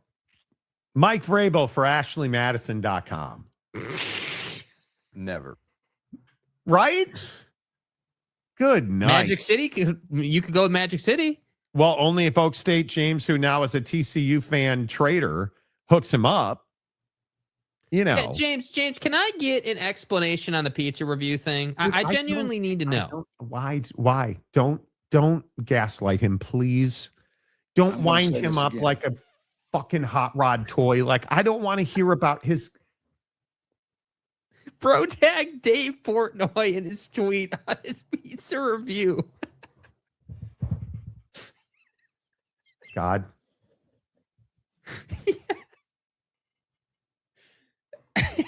Oak State James thinks he can be Dave Portnoy reviewing pizza. And so he's making I'm guessing you have one of these videos that I'm sure is just. I don't have it available to play, but it's all over my Twitter. He's tagged me like 3 times. Okay, hold on a second. Hold on. He's now claiming he grew up on New York pizza. What, now you're a New Yorker? Okay. I can't. I'm not. You're not a fucking New York. No, you're not. No, you didn't. No, you. Bro. Frozen pizza that the Walmart manager brought home is not New York style pizza. What, Monty? It's deep dish. What? I grew up on New York style. America. God. Okay. Look. What's next? A Scatabo jersey, dude? You do you. You do you. I wish you the best of luck. Yes, Sparrow doesn't count. Domino's doesn't count, brother. You guys remember as a kid, you probably know because you're all like 13 and I'm 53. But when I was a kid, Sbarro at the mall was like high-end eatery. In the food court at Hawthorne Mall, hell yes. Hi, this is James. Welcome back. Oak State James doing Sbarro pizza reviews is not what I'm here for. It is and championship week. Yay. All of a sudden, Buddy from Buc-ee's wants to tell you what the best pizza in Texas is. And now, well, I grew up on New York State. You did not. Oh, look, there's no need to tell the internet they broke up. Kind of like Sandusky and Paterno. Scumbag. New York State, not the city of New York. He was in Syracuse. Who was Dave Portnoy? Bro, how is this a development? You're telling me that you lived in New York. Who? And James is claiming to have lived in New York, that his hometown is between Syracuse and Utica. I don't buy it for a second, dude. I don't. There's no way, bro. There's no way. Oh, right here. No way. And I'm not taking pizza advice from you. Wings at a strip club. Okay, we can chat. Pete, did you watch one of his videos, Jake? No, he tagged me multiple times on Twitter. But you didn't watch it. I did not watch it. No, I did not. Nope. I did not watch it. I believe I retweeted one of them. So, and you know who's really to blame for this? Marcus is to blame for this because he DM'd me Marcus is a nice young fellow. And Marcus here. But he's got like 30 Twitter burner accounts. Who are you, Kevin Durant? And he's like, dude, I'm blocked on your Twitter. What's the problem? And I'm like, I don't even see your Twitter account. Oh. And I go into filtered DMs. And even he is sending me Big Nose Kate sitting at the bar slobbing with Mike Vrabel videos. I'm telling you, you're missing on this story, bro. No, everyone's about it. Everyone loves it, dude. Everybody. Okay. Maybe I am. Yeah, maybe I am. Rosati's Chicago pizza, extra yummy. Yes. Rosati's is great Chicago style pizza. Yeah, dude. Yeah. I went to high school with Matt Patricia. No, you did not, dude. No. Okay. No. First of all, I went to high school with your mom. Nobody cares. Because shit's going good. I went to high school with doesn't matter. That doesn't make it more credible that you're going to review pizza better than Dave Portnoy. Yay! Because my guess is your pizza review, and do I need to go watch one? Probably not. I already know how they are. This pizza's good. Okay, on to the next one, bro. Horn frogs. That's what it'll be. Bro. If I can prove it, can I come on the show? No, you can't. Bro, I asked you on the show 2 years ago and you wouldn't do it. I literally tried to call you on the show. You were like, hello, what do you guys want? Okay. You don't get to do it again? Wait, are you his dad? I could be. You know. Who needs the Marvel multiverse when we have James, the alternate universe? Exactly. That's what I'm saying. How is Bro from New York? How did this happen, dude? Like, how? James, and now you want to come on the show. You wouldn't come on the show in previous incarnations. We literally had you on the phone and you wouldn't do it. You said you need no. to change all your branding to New York State James now, dude. You've left the Oak State James name behind. And how? Here's a question. How are you not a Syracuse fan then?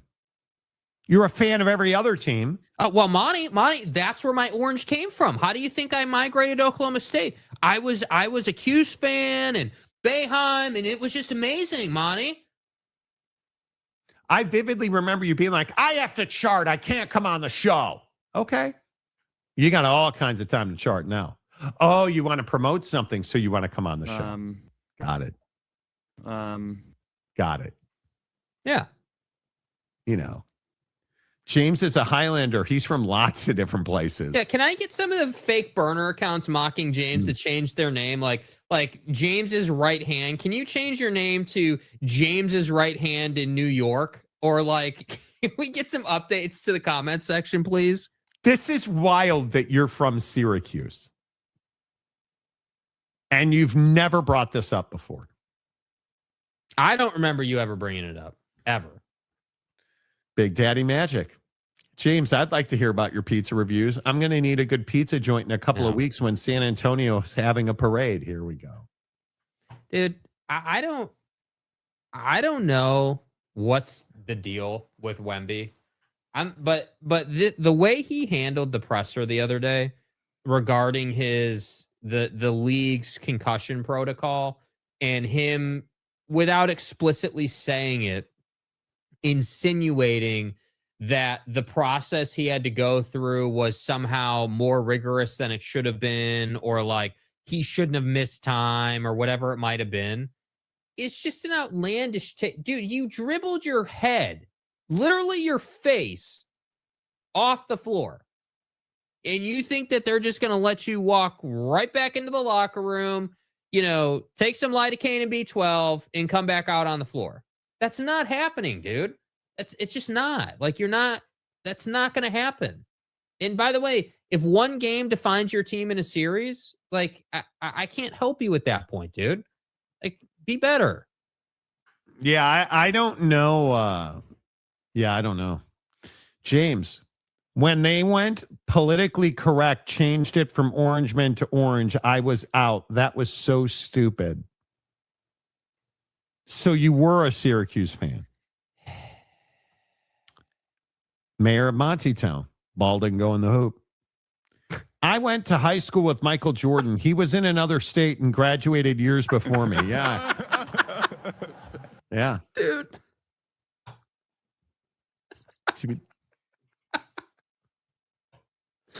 You know, bro, you even wore the same shoes as Mike, from what I was told, because, same high school and everything.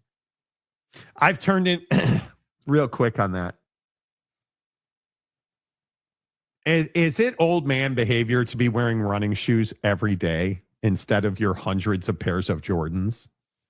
Because the running shoe is more comfortable. I'm telling you, the new Vomero it's incredible. You will reach get off my lawn old man status when you start getting rid of your Jordans. No, that's never happening. Well, my wife will leave me if I don't get that. rid of. She's selling my non-premiums. She's made like an enterprise selling Jordans on eBay. Mm-hmm. So, Rock and Rant in New York, James Jungle, where dreams are made of, there's no team he can't do. That's right. That's right. In New York. The NBA is going to take a chance on the Wemby investment. They are going to wrap that kid in so much bubble wrap he couldn't get Rossini pregnant. Wow. Okay. Okay. Oh, look at that. Calford gifts 20 Monty Show memberships. Okay, again, if you don't have a membership at this point, like, I don't know what to tell you. Love it. Good to see you, Calford, as always. Appreciate you. Syracuse James, Bad Bunny James, Lemon Pepper James, Seaman Demon James. Yeah. Yeah. He's everywhere. And now he wants to come on the show to promote his pizza videos. Should we put him on the show? No. Well, I don't that's know. your dude. Comment section, dude. Comment section. I'm not. No, I'm not putting this out to the comment section. Stop. They're fucking masochists. Of course he's going to be on the show if we leave it up to them. My fucking ass. No. The answer's no. Larry, Carnell Tate is a beast. Great pick. It's a terrible pick. No, it's not a great pick, dude. It isn't arguably one of the worst picks of the draft. Can't be taking Buddy at 4, dude. That's way too high for Carnell. He could turn into the best wide receiver in the history of the NFL and it would still be a bad draft pick. Yeah. Can't do it. James, we need more stadium upgrade videos. USF is building their stadium and East Carolina is opening their IPF. Where are you, James? Yeah, what about Eugene? I mean, you said you were going to roll up to Eugene and give us an update. What about that? I feel like James has lost focus now because of this pizza Dave Portnoy thing. Has Dave Portnoy responded to you, James? If Dave Portnoy responds to you, we'll put you on the show. Probably not. I wore Michael Jordan's shoes once when I was a kid and they gave me special powers. Yeah, right. I mean, we all attempted to experience that. Right. I put on Scotty Scheffler's golf shoes and I still can't hit an iron shot. Didn't work for me. I'll never give up my beer can collection. Oh. Okay. When your feet hurt too much, you quit buying most Nikes and move towards Hoka Brooks. Oh, completely opposite for me. The Vomero is the single most comfortable running shoe I've ever owned. And there's probably, of all my J's, I'm looking at one premium highs, one of the most comfortable shoes on the planet. 12s, one lows, 9s, 11s. What do I got over here? 3s, 5s, 6s. I mean, there's not a Diamond Turfs, Air Max 90s, Jordan 2s. Like, I don't have an uncomfortable pair of Jordans. What's an uncomfortable pair of Jordans, Jake? Like, I mean, I think it depends on what you're doing, right? Like, I'm not trying to walk all over a city in Jordan 3s, right? It's a little bit harder of a shoe. It's a harder bottom shoe. Like, I think it depends what you're doing. I mean, if it's date night, the entire collection's open, right? Yeah. I mean, you can wear any shoe for like 2 hours or 3 hours, not a big deal. But like, if you're on a trip, yeah, I mean, I am going to, run my Hokas into the ground, dude. I mean, that's what they're built to do.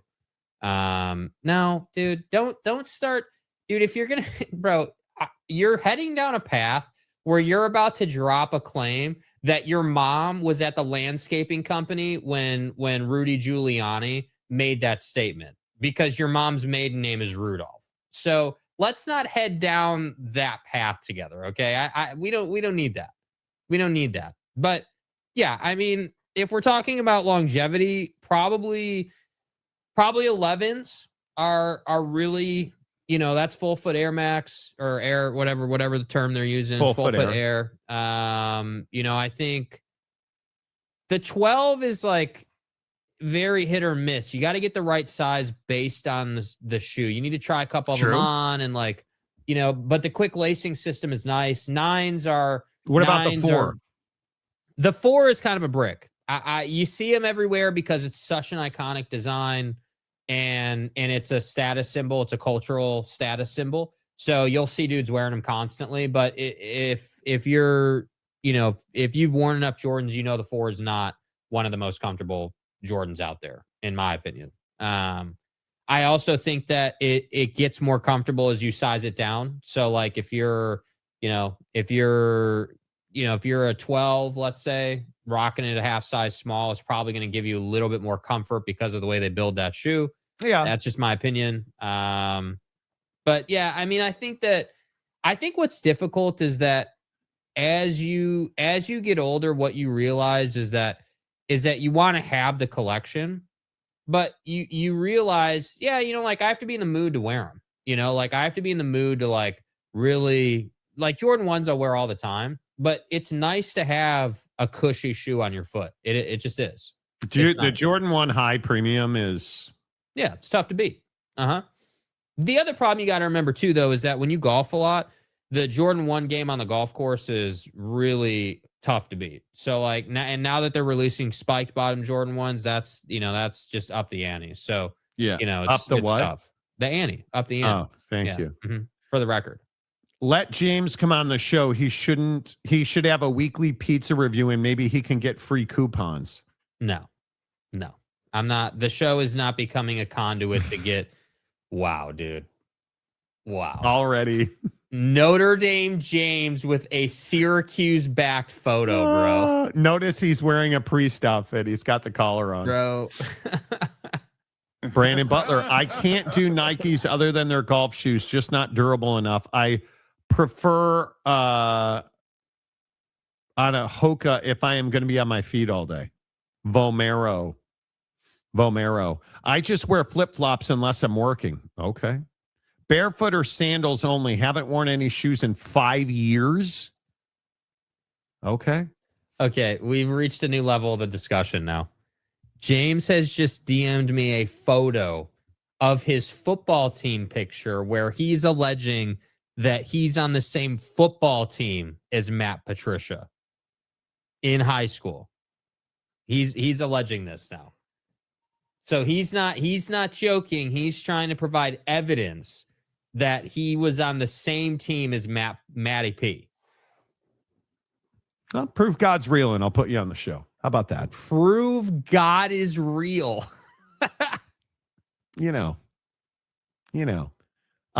Thanks for answering one of the security questions for me, James. What was the name of your first job? Where were you born? And what's your first pet's name? Thanks in advance. Right? I'm just saying. Date night in Jordan's. Did you walk around the mall and take her to Sbarro? Dude, have you? See, you're uncultured, bro. You don't understand the game, bro. Rolling up to dinner in a crispy pair of 1s or 3s with a nice little fit on. That's a lot of fun, dude. That's a good time. That's a good time. Wearing Jordans on date night is not outrageous at all. Fours are not bad. I have too many Jordans. They're not bad. They're just, if we're talking about like most comfortable pairs of Jordans, they're certainly not competitive. Our starting center now. Okay. Let me. I had to fill in during practice as a defensive lineman. We were so short on players. Here's this. And, of course, James sent me the photo sideways. So you guys are going to have to turn your phone. Mm-hmm. So here's the photo he sent me. The blue circle towards the top of the photo is him. James is saying that's him. And then if you take his comment off the screen really quick, the bottom blue circle he's saying is Matt Patricia. That's what he's claiming. Okay. I mean, that's cool. Why not? Yeah, why does it have to be? That's impossible to look at that photo. You're going to need to flip that photo around. Yeah. I don't get it. All right, let's reset because why wouldn't we? The Monty Show is always presented by the Advocates at theadvocates.com, the best injury attorneys in the business. 24/7, 365 at theadvocates.com. Listen, if you're a football player and you get injured, if you went to high school with Matt great Patricia cheater and you were injured, call the Advocates.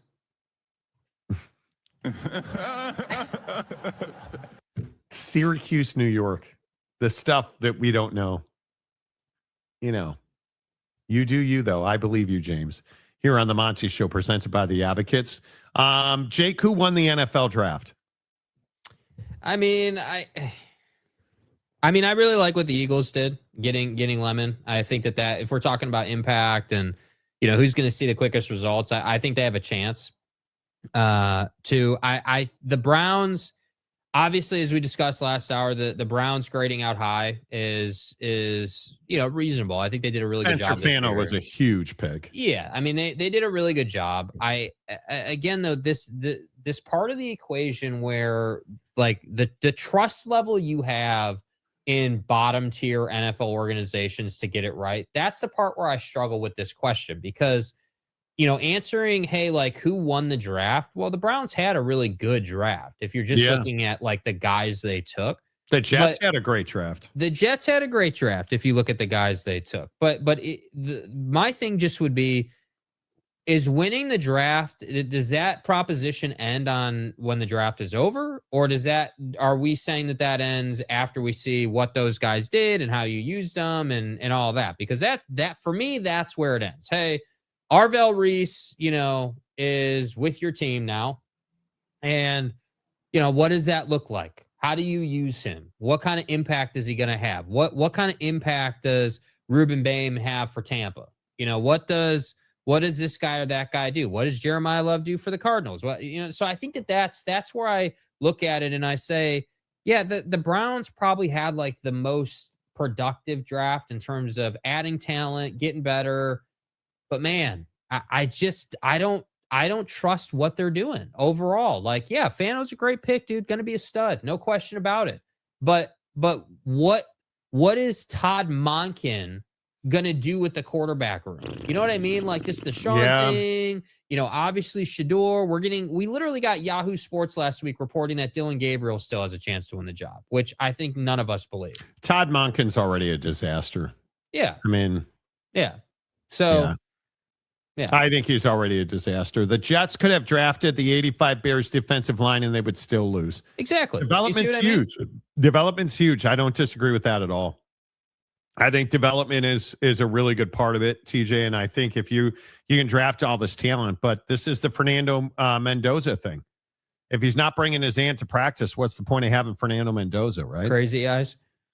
Honestly, I think the Raiders won the draft. The risk they took on the kid from Tennessee could be massive win if he's healthy. I think you're not wrong. Well, and the Cousins Fernando Mendoza relationship, I think, is really what they drafted. Sure, this kid you're talking about, yeah, he's gonna be an X factor. But this draft for the Raiders was all about TB12 lining up the quarterback room. Hey, we're gonna go and get Kirk. We're going to take advantage of that opportunity and get him out of Atlanta. And then from there, we're going to double down on that investment and get Fernando so that Fernando can learn from Kirk Cousins. And we got Kirk because they're basically the same guy. Pocket passing quarterback that early in their career could run. Fernando's not going to be a runner as he's 10 years into the league. Fernando is not running anywhere. We all know that. So he's going to be a pocket passer. You're going to try to develop him with Kirk Cousins. And it's just a matter of what that looks like. But year 2 Ginty should be good.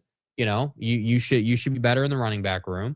So we'll see. But this is my point. If the Chiefs draft trading up to get corners and to get these skill position guys is any indication, like, yeah, we're probably sitting here, 6 months from now, 8 months from now, in the middle of the season being like, yeah, you know what? Like, man, that corner that the Chiefs took from LSU, yeah, he's really good, dude. And now looking back, maybe it's not how many people you took. It's more about the impact they're making. That's my thing. Yeah, I'm very curious to see what they wind up doing. And how the Raiders in specific. I mean, Jamal McCoy is probably one of the steals of the draft. Again, it's round 4. Obviously the knee injury is a concern. Late round picks can produce, man. We've seen that. And he should have been probably a top 2 round pick, but the guy was injured. So, but I mean, Traden Stukes from Arizona, Mike Washington in the 4th round. I mean, that's fantastic. But you clearly are in a rebuild here. And I think you're a long way from done. But I think the Raiders absolutely are a better team. Mm-hmm. There's no doubt. Yeah, we talked about it. I think it's really awkward, this situation with Ty Simpson. And look at Sean McVay's face. Yeah, I did. I'll keep that between us. Do you expect Ty to pick back up now? We'll see. He's going to compete with Stetson. What was it about this pick? Just doesn't seem happy about it. And you listen to how listen. I was trying to think of the word last night. Is he just simply dismissive of what Ty Simpson says here? The Los Angeles Rams. How you doing? I'm good, man. We're sitting here at the 13th pick, so we're going to draft you with that pick. So I'm going to pass you to your new head coach, Sean McVay. Yes, sir. Ty. What's up, Coach? How you doing, buddy? I'm great. How are you? Good, man. Well, congratulations, man. Excited to get to work with you. It's going to be a lot of fun, buddy. Let's go make history, Coach. Yeah, no, and hey, enjoy this night, man. You earned it. Have fun. Tell your family we're excited to meet him, and can't wait to get going with you, buddy. Let's go make history. Yeah, fuck off. Tell your family we can't wait to see him. All right, take care now. Just blew right past it. Let's go make history. Yeah, not with you. No, not going to happen. Stay off of the Sunset Strip. Well, good luck to you, because I'm not going to deal with you at all. Like, just totally dismissive of what he said. It's rough, dude. And this is supposed to be the franchise quarterback of the future. Yeah, and then there's the optics with Les Snead and Ty Simpson's dad. And I think that's the part that makes it worse. This would have been lesser of a story had the dad angle not been there, but it is there. And there's no getting away from. You most likely could have got him later in the draft. You know, most people had Ty Simpson as a late first rounder, second rounder at worst. And it's just this deal where, again, I'm not saying Ty is undeserving. It's just how this draft shook out. You should have and could have got him later based on who other teams were going to pick and what it all looked like. And you reached at 13 to get this guy. And I'm telling you, if we've learned nothing from a lot of these instances over the last several years with the league, right? Obviously recently with the Rossini stuff, but like this situation, there's a lot of situations to look at. Relationships are what drive this league. And the stuff that happens that never reaches the public eye, I'm telling you, is nefarious and nasty in nature. And stuff like this where Les Snead is good friends with Ty Simpson's dad, advised him on going into the draft, and now he's the 13th overall pick. I mean, again, it's like it's not what you want your optics to be. And I agree. I think that I was a little surprised that more wasn't made from the public, just from rando fan, about the Les Snead, Ty Simpson dad relationship. Oh, I think it was pretty significant. I mean, that's the reason. I think that was at least in my mind, that was the story coming into the show today. That's the worst pick in the first round. Yeah. Yeah. I mean, I know you think it's Jeremiah Love. No, Carnell is the worst pick in the first round. This would be the second worst pick in my opinion. But I know you went to high school with Matt Patricia, but trust me when I say Ty Simpson's the worst pick in the first round. You're in a position where if you'd have taken Kenyon Sadiq, you're in a much better place. You insulate yourself from the Puka Nacua nonsense a little bit. Like, you have a quarterback who's excellent under pressure, dumping the ball off underneath. But you went Ty Simpson, who's not going to start for you for probably 3 years. If he starts for you ever. It's the worst pick in the first round. Yeah. And the only way to get over it is by developing him and making him really good so you can shut up the haters. And making him start next year. That's how you get over this. If Ty Simpson is the starting quarterback a year from now, no problem drafting him here. He won't be. Yeah, it'll be curious to see how long Stafford plays. I mean, I think that he's probably got 2 seasons at most, I would think. Just based on where he's playing, based on what we see out of him, I feel like 2 seasons is the most he has left to give. And I don't know. I appreciate that Sean came out, and said, hey, I'm really excited about Ty. Like, he definitely came out and, fixed it in a sense. But But there's no getting over in the moment how you react to things. That clip, the draft call clip, will live in infamy. There's no question about it, dude.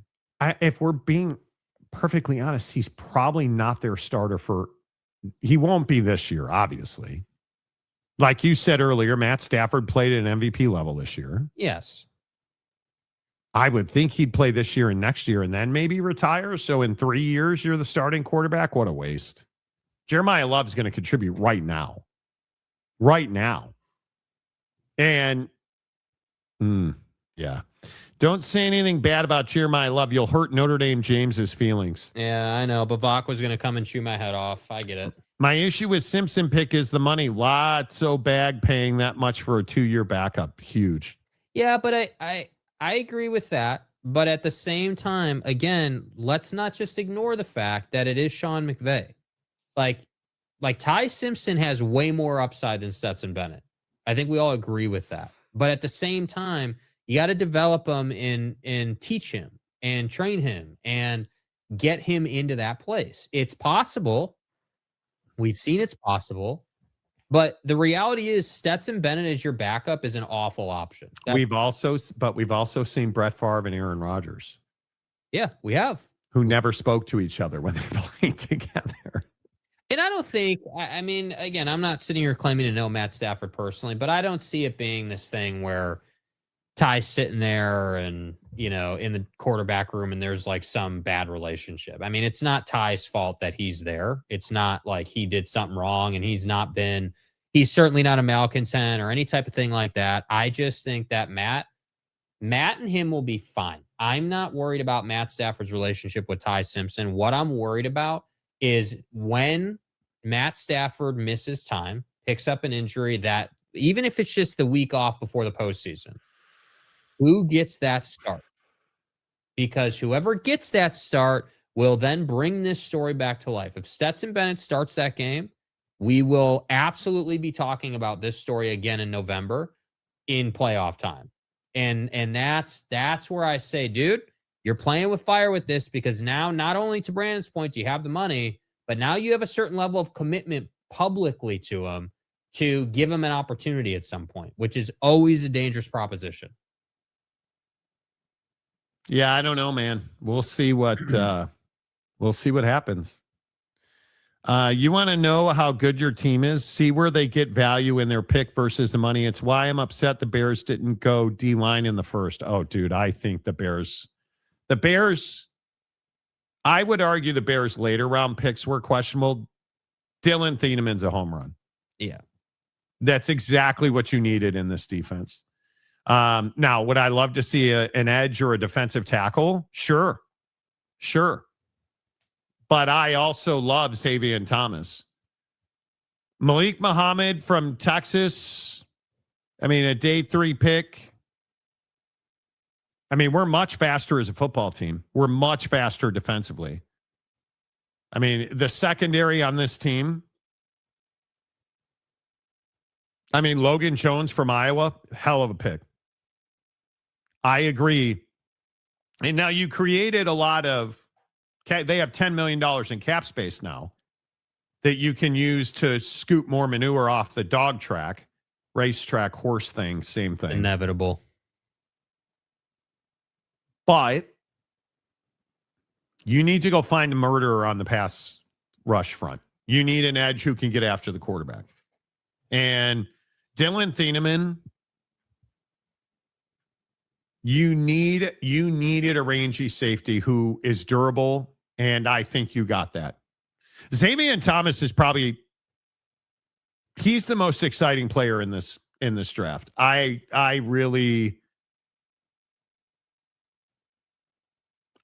Nobody's running 4.28 on a football field, but he'll get close to it. Mm-hmm. I mean, I don't hate that at all. So, and we should get, the Bears are moving closer to, we'll see what they end up doing stadium wise. But I like what the Bears did in the draft. You got to go spend money on a pass rusher now. You have to. Or find a trade. Yeah, find a trade. Find something. I'm curious. We've talked a lot about the Raiders. I'm curious what Max's future looks like with them and what, how that kind of goes down after the Ravens thing and, just that whole drama. Obviously Max put out that statement saying he was ready to move forward with the Raiders and he's all in and, he's totally bought in. But we'll see. I still maintain there's opportunity there if the Bears want to go and try and get him.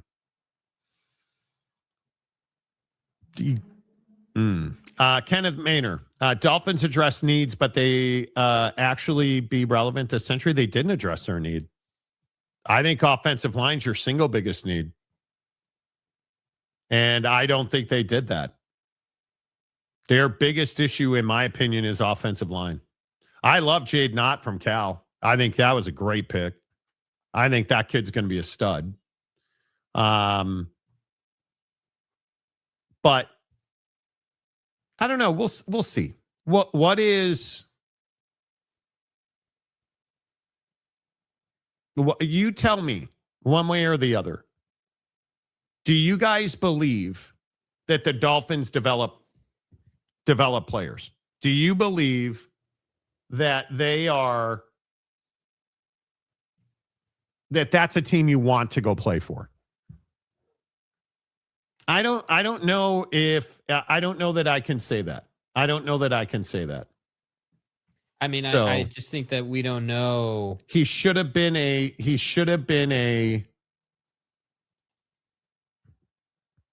that's a whole different organization now, is it not? Right? Do we agree with that? Dude. Jeff Hafley is your head coach. We don't know what he's bringing. We don't know what that looks like. We don't know. You don't even know who the hell Jeff Hafley is. Like, you know what I mean? Like, it's not like you went and got John Harbaugh. Jaden Knott should have been. Hold on. Let me look at where did they go where was the late round pick? Man, I can't, his name is way out of my Trey Moore from Texas. He's the perfect example of a guy. Will he be the guy that you're like, wow, they stole him? Because he really should be, right? He really should be. If you look at what they did, you tell me, did they hit a home run, or are they just going to be another team that doesn't develop players and they'll never win? Because I don't know, to your point, I don't know if the Dolphins are ever going to win a Super Bowl. In my lifetime, I'm 53. In the next 40 Super Bowls, will the Dolphins win a Super Bowl? It's hard to say, bro. I don't know. Doubtful. I don't know if that's the case, because I'm very interested in the players they've drafted previously who have not developed into anything. And that has been, I think that is their Achilles heel. Because if you look at Caden Proctor, you should be significantly better. You look at Chris Johnson, you should be significantly better at that position. He's a talented player, right? I even look at like DJ Campbell. You should be significantly better. But I look at the history of their draft, and I just don't think they develop players. I don't. If you look at, let's just look at the Dolphins in 2025. Which one of their players in 2025? Like Kenneth Grant's a decent player. But Jordan Phillips, Jason Marshall, Dante Trader, what about Ollie Gordon? What about Quinn Ewers? Those are talented players. Do we believe that they develop players? I do not. No. I don't think they do. Nope. Miami is a team you want to go play for if the weather is important to you. The Dolphins aren't relevant until they consistently make the later playoff rounds. Totally agree. I just don't. Yeah. Neat. 16-0. They're invisible. In my lifetime, I don't know that they'll win a Super Bowl. What was the biggest headline for the Dolphins the last decade? Tua's Oh, that concussions. one game. Tua's concussion. Yes, agreed. And then the other big headline that I was going to reference was TB12's one appearance per season on your field, where you beat him on a more regular basis than he would like, and then you disappeared until next season. And that's it. Like, you had... Well, I think if you're Dolphin fan, I'd be pissed because you had a team that was clearly playoff capable without a quarterback, which tells you everything you need to know about this front office. And that's the real shame of it. Imagine if you had, even just a mid-tier quarterback in the league, right? Like, even if you just had Daniel Jones, even if you just had, at what used to be Sam Darnold, not Seahawks Sam Darnold, like 49er Sam Darnold, right? Vikings Sam Darnold. Even if you had him, you would have been probably AFC champ game competitive. Maybe you don't make it there, but like you're in the second round of the playoffs regularly with that team you had with Tua. But now Mike's gone, your talent's gone. Like it's just a dumpster fire, bro. Yeah, I don't want to play for the Dolphins. We haven't even gotten to Tyreek. I mean, come on. Yeah, I don't want to play for the Dolphins. But, you guys would like Matthew Stafford. He's a golf fanatic. Every time I got an autograph from him, it's always been on a golf course. Okay. Teams in Miami's don't hit home runs. Clearly not. No. Miami sports is rough. Well, the Hurricanes are clearly the story. Like, they're more interesting than the Dolphins. The Marlins are a 0. The Heat right now are not great. What are you, Chicago? I mean, the Panthers are good in the NHL. Stanley Cup good. I guess. Yeah. The Dolphins is a pathetic organization and has no class. Well, I wouldn't go that far.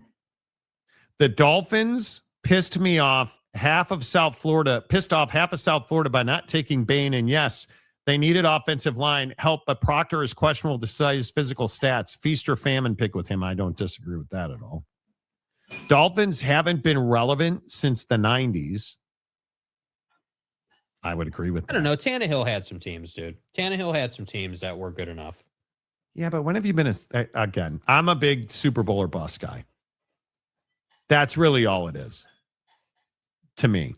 That's the whole thing. But if I look at the best picks in the draft, I don't know. I think if I just look, Mansour Delane's going to be tough to beat. I mean, he makes Kansas City significantly better. Does he not? I think he does. And how are again, am I wrong that the Jets had one of the better drafts out there? Now, obviously, I'm not a big believer that David Bailey's like a 10-year, anchor on a defense. But he'll help. He'll get a second NFL contract, I would guess.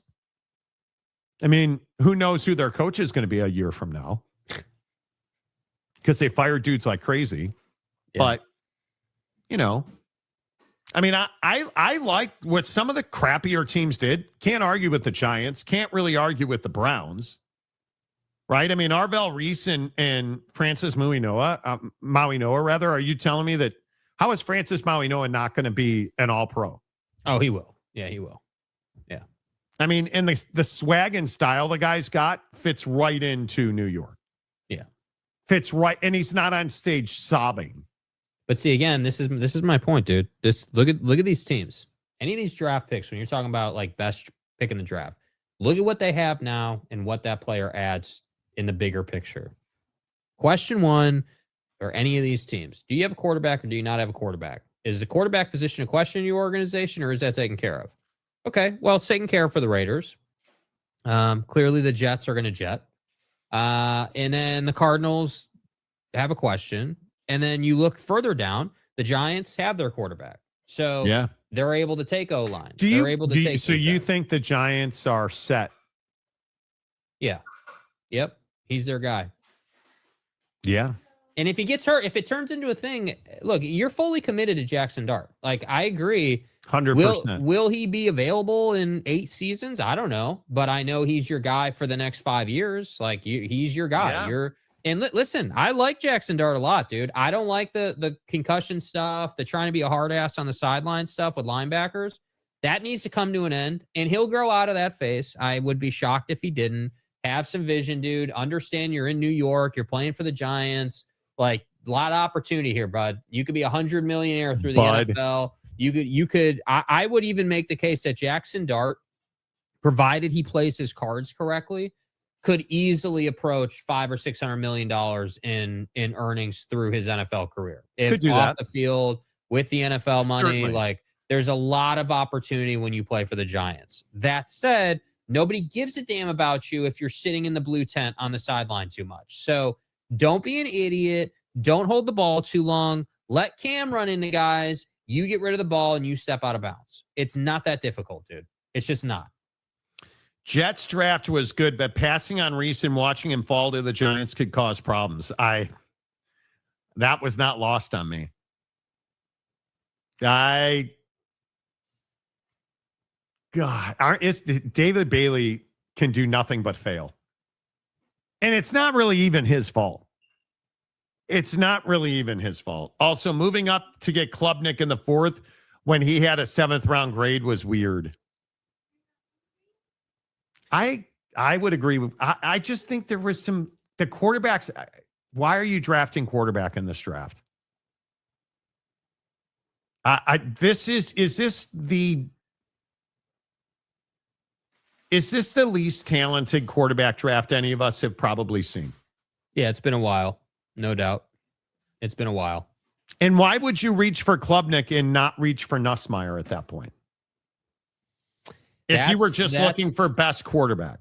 Because you know what that is, dude? That is them saying we like Klubnik more for a variety of reasons.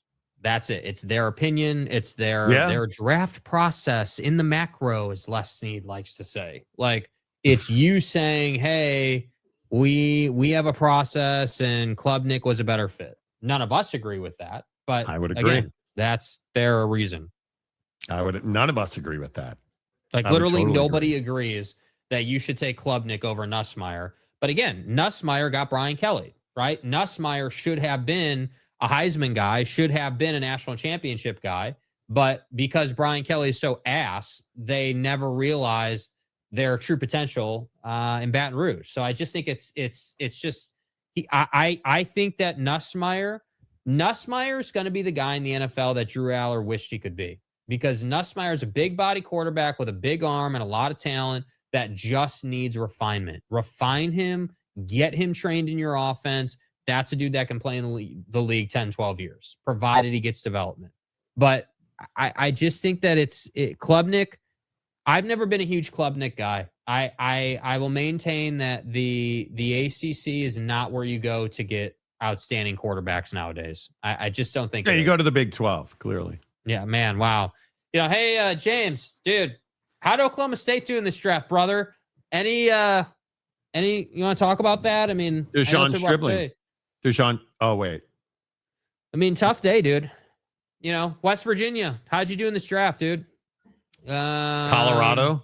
Hey, Colorado. Any conversation about just that guy who escaped your program, getting in the NFL. Just saying, dude. Big 12 and ACC lead the bottom feeders in the Power 4 for guys in the draft. So, no surprise.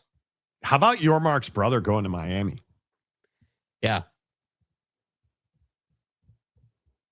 That's it? Just, yeah? I mean, I'll roll the tinfoil takeout if you want me to. I mean, I think that based on, look, no evidence, all speculation, 100% upfront disclaimer. But given what's happened with Brett Yormark and the Big 12 and Cody Campbell and the money stuff and like where the conference is kind of at right now, if it keeps going that direction, I'm telling you, Brett Yormark and the Big 12 breaking up is not as far-fetched as people think it is. So then this story comes out yesterday. You sent this to me. Brett Yormark's brother is looking at a position at Miami, in Miami's leadership, the University of Miami, in the ACC. Are you telling me that there's no possibility, no way, no how, if it keeps going the way it's going in the Big 12, they take the smash deal, Cody Campbell keeps doing what he's doing, no way that Brett doesn't at least consider it? As soon as I saw that story, I was like, dude, you are playing with fire here, bro. Playing with fire, man. You really think he would go? A, Jim Phillips isn't going anywhere. B, you really think Brett Yormark would leave the Big 12 to step down to the ACC? Well, I don't think it's a step down. That's the problem, dude. Like you're gonna have a hard time saying that.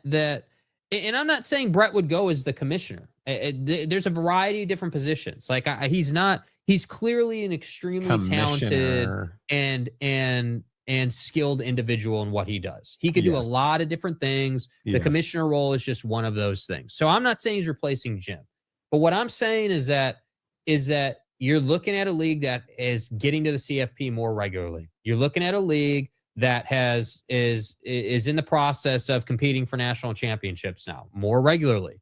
The ACC, in my opinion, in football at least, is in a better place than the Big 12 is. And that's remarkable considering that the ACC is soft as hell in football. Like, we're talking about 3 teams here that really do all the league's bidding.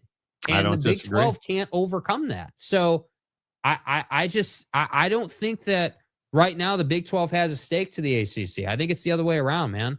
Yeah. Yeah. Well, he's not leaving the Big 12. Brett will be the next NBA commissioner. I think that job will be open in 2 to 3 years. I think that's I would love that. I would, dude. We haven't had the opportunity to talk a lot of, round ball going through the round hoop on this show lately. And the reason for that is there hasn't been a lot to talk about, honestly. It's really just been Braun and, the Wemby concussion thing. But other than that, I mean, what really is there to talk about with the league? But if Yormark were to step into that position, I think you would see a massive shakeup in the NBA, just with like the tournament stuff and the floors and like just all the gimmicky crap that the NBA is doing lately. I think you would see change 100%.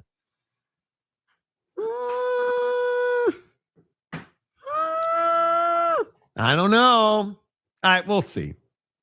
The NBA officiating is a problem. This ejection thing, and I think we're going to have to make SGA time. Stuff. We're going to have to make time because it happened in the Laker game last night out of nowhere, and it makes no sense, dude. And let me just get out in front of this too. Let me go full Vrabel on it and take full accountability. Kevin Durant last night in that game, being on the bench at the end of the game, waving goodbye to the Lakers as you won the first game in the series after being down 3-0 to that team, you're embarrassing yourself, dude. And I'm a Kevin Durant guy. You're embarrassing yourself. Like, save the crap talking and the junk and all of that until you're back in Houston after you've beat the Lakers twice in a row. Like, why don't we save the, oh yeah, here's a cute little wave and all that nonchalant crap from the bench until you actually have. How about you be relevant? Like, how about you do anything other than melt down your locker room for like the 5th time in a row in as many years? Did you guys see that report over the weekend too? Not to get too deep into it, that his teammates are questioning his motives and like, he's obviously banged up, but like he could be playing. And his teammates aren't liking him. And like, there was a stat that came out over the weekend that, what is it? Ammon Thompson, is it? Or do I have that wrong? Yeah, Ammon Thompson. There was a stat that came out about plus minus with Ammon Thompson over the weekend. It was like Ammon Thompson's played like the most minutes in the Rockets this postseason. And when he's on the floor, they're like a plus 1 million. And when he's off, they're minus. And that was brought up in reference to the fact that Kevin Durant misses a bunch of time. And that, he's more the issue.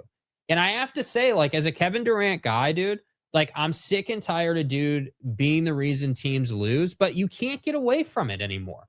You can't, like, you melted down in Phoenix. You're melting down in Houston. You're down 3-1 to a Laker team with 41-year-old Bron or whatever it is now. No Luka and no Austin Reeves.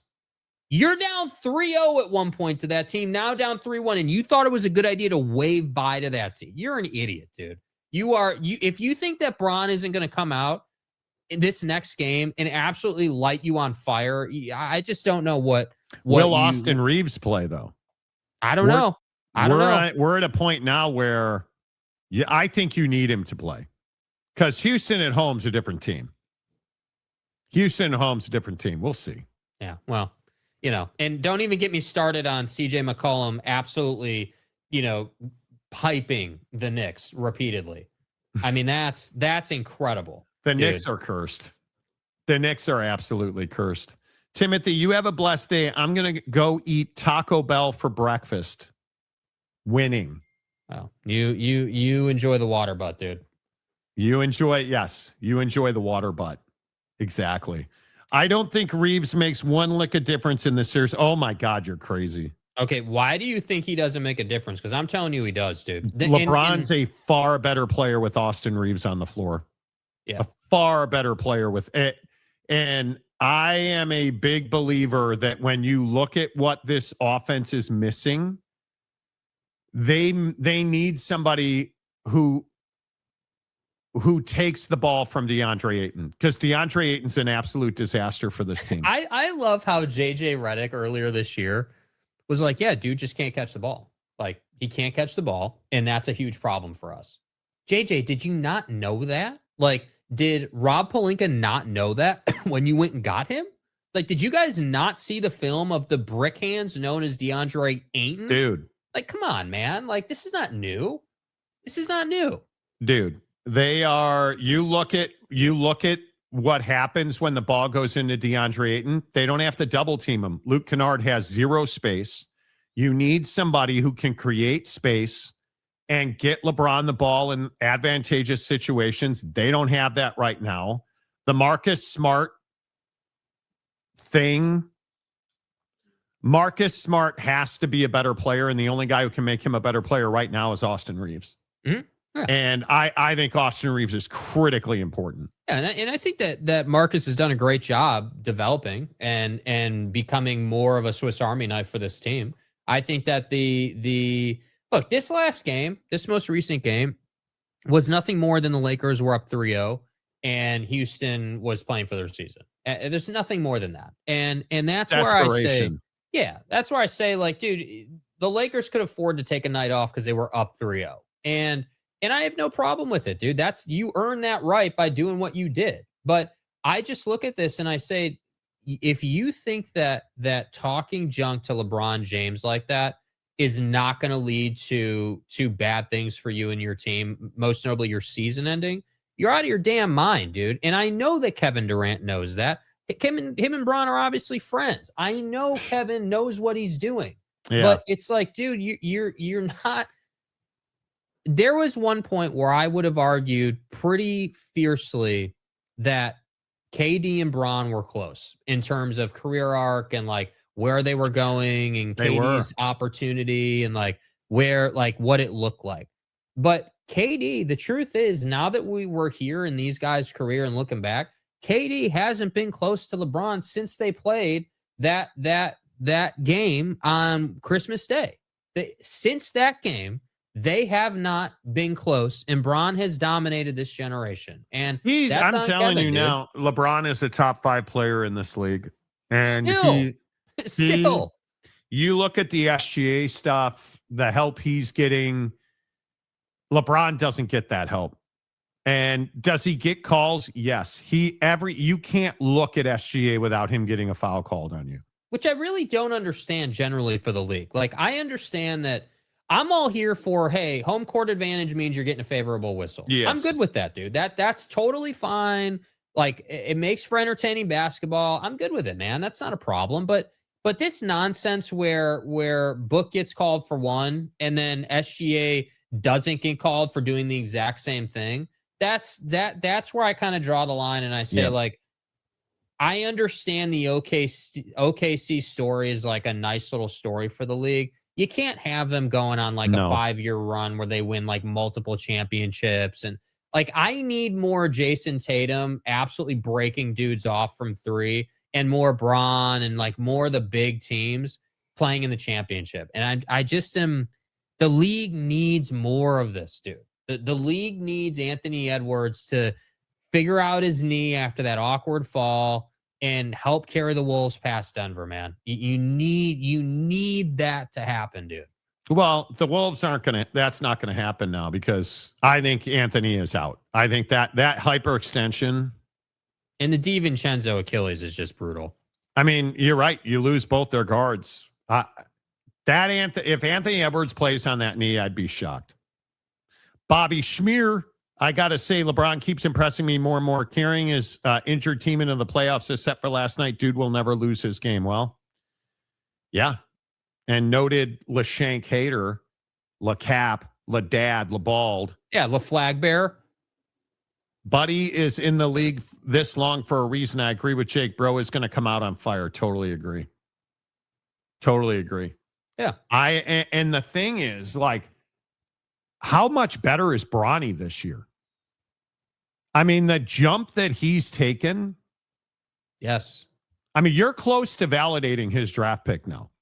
If he plays next year more than rotational minutes, if he's a 20-minute a guy, 20-minute a night guy next year, you validate the draft pick.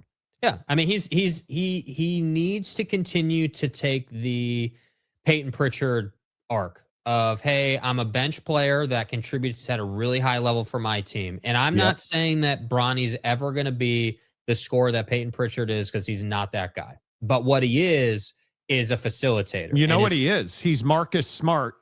Yeah. But he needs to get better defensively. Yep. And he will. Because he's already a better shooter than Marcus Smart.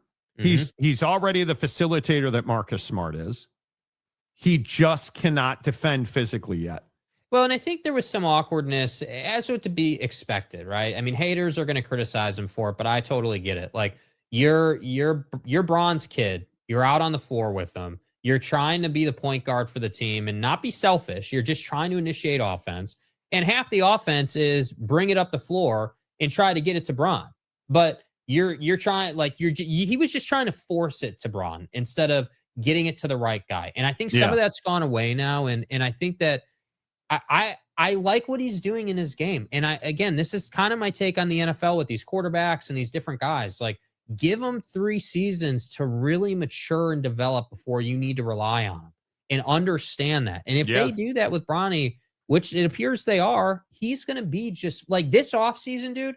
Bronny needs to go to one of the skills guys and just work his ass off this season to continue to improve his game. And if you see that, if he's in the David Alexander, runs or whatever, and he's in the Black Ops stuff, he's taking it seriously.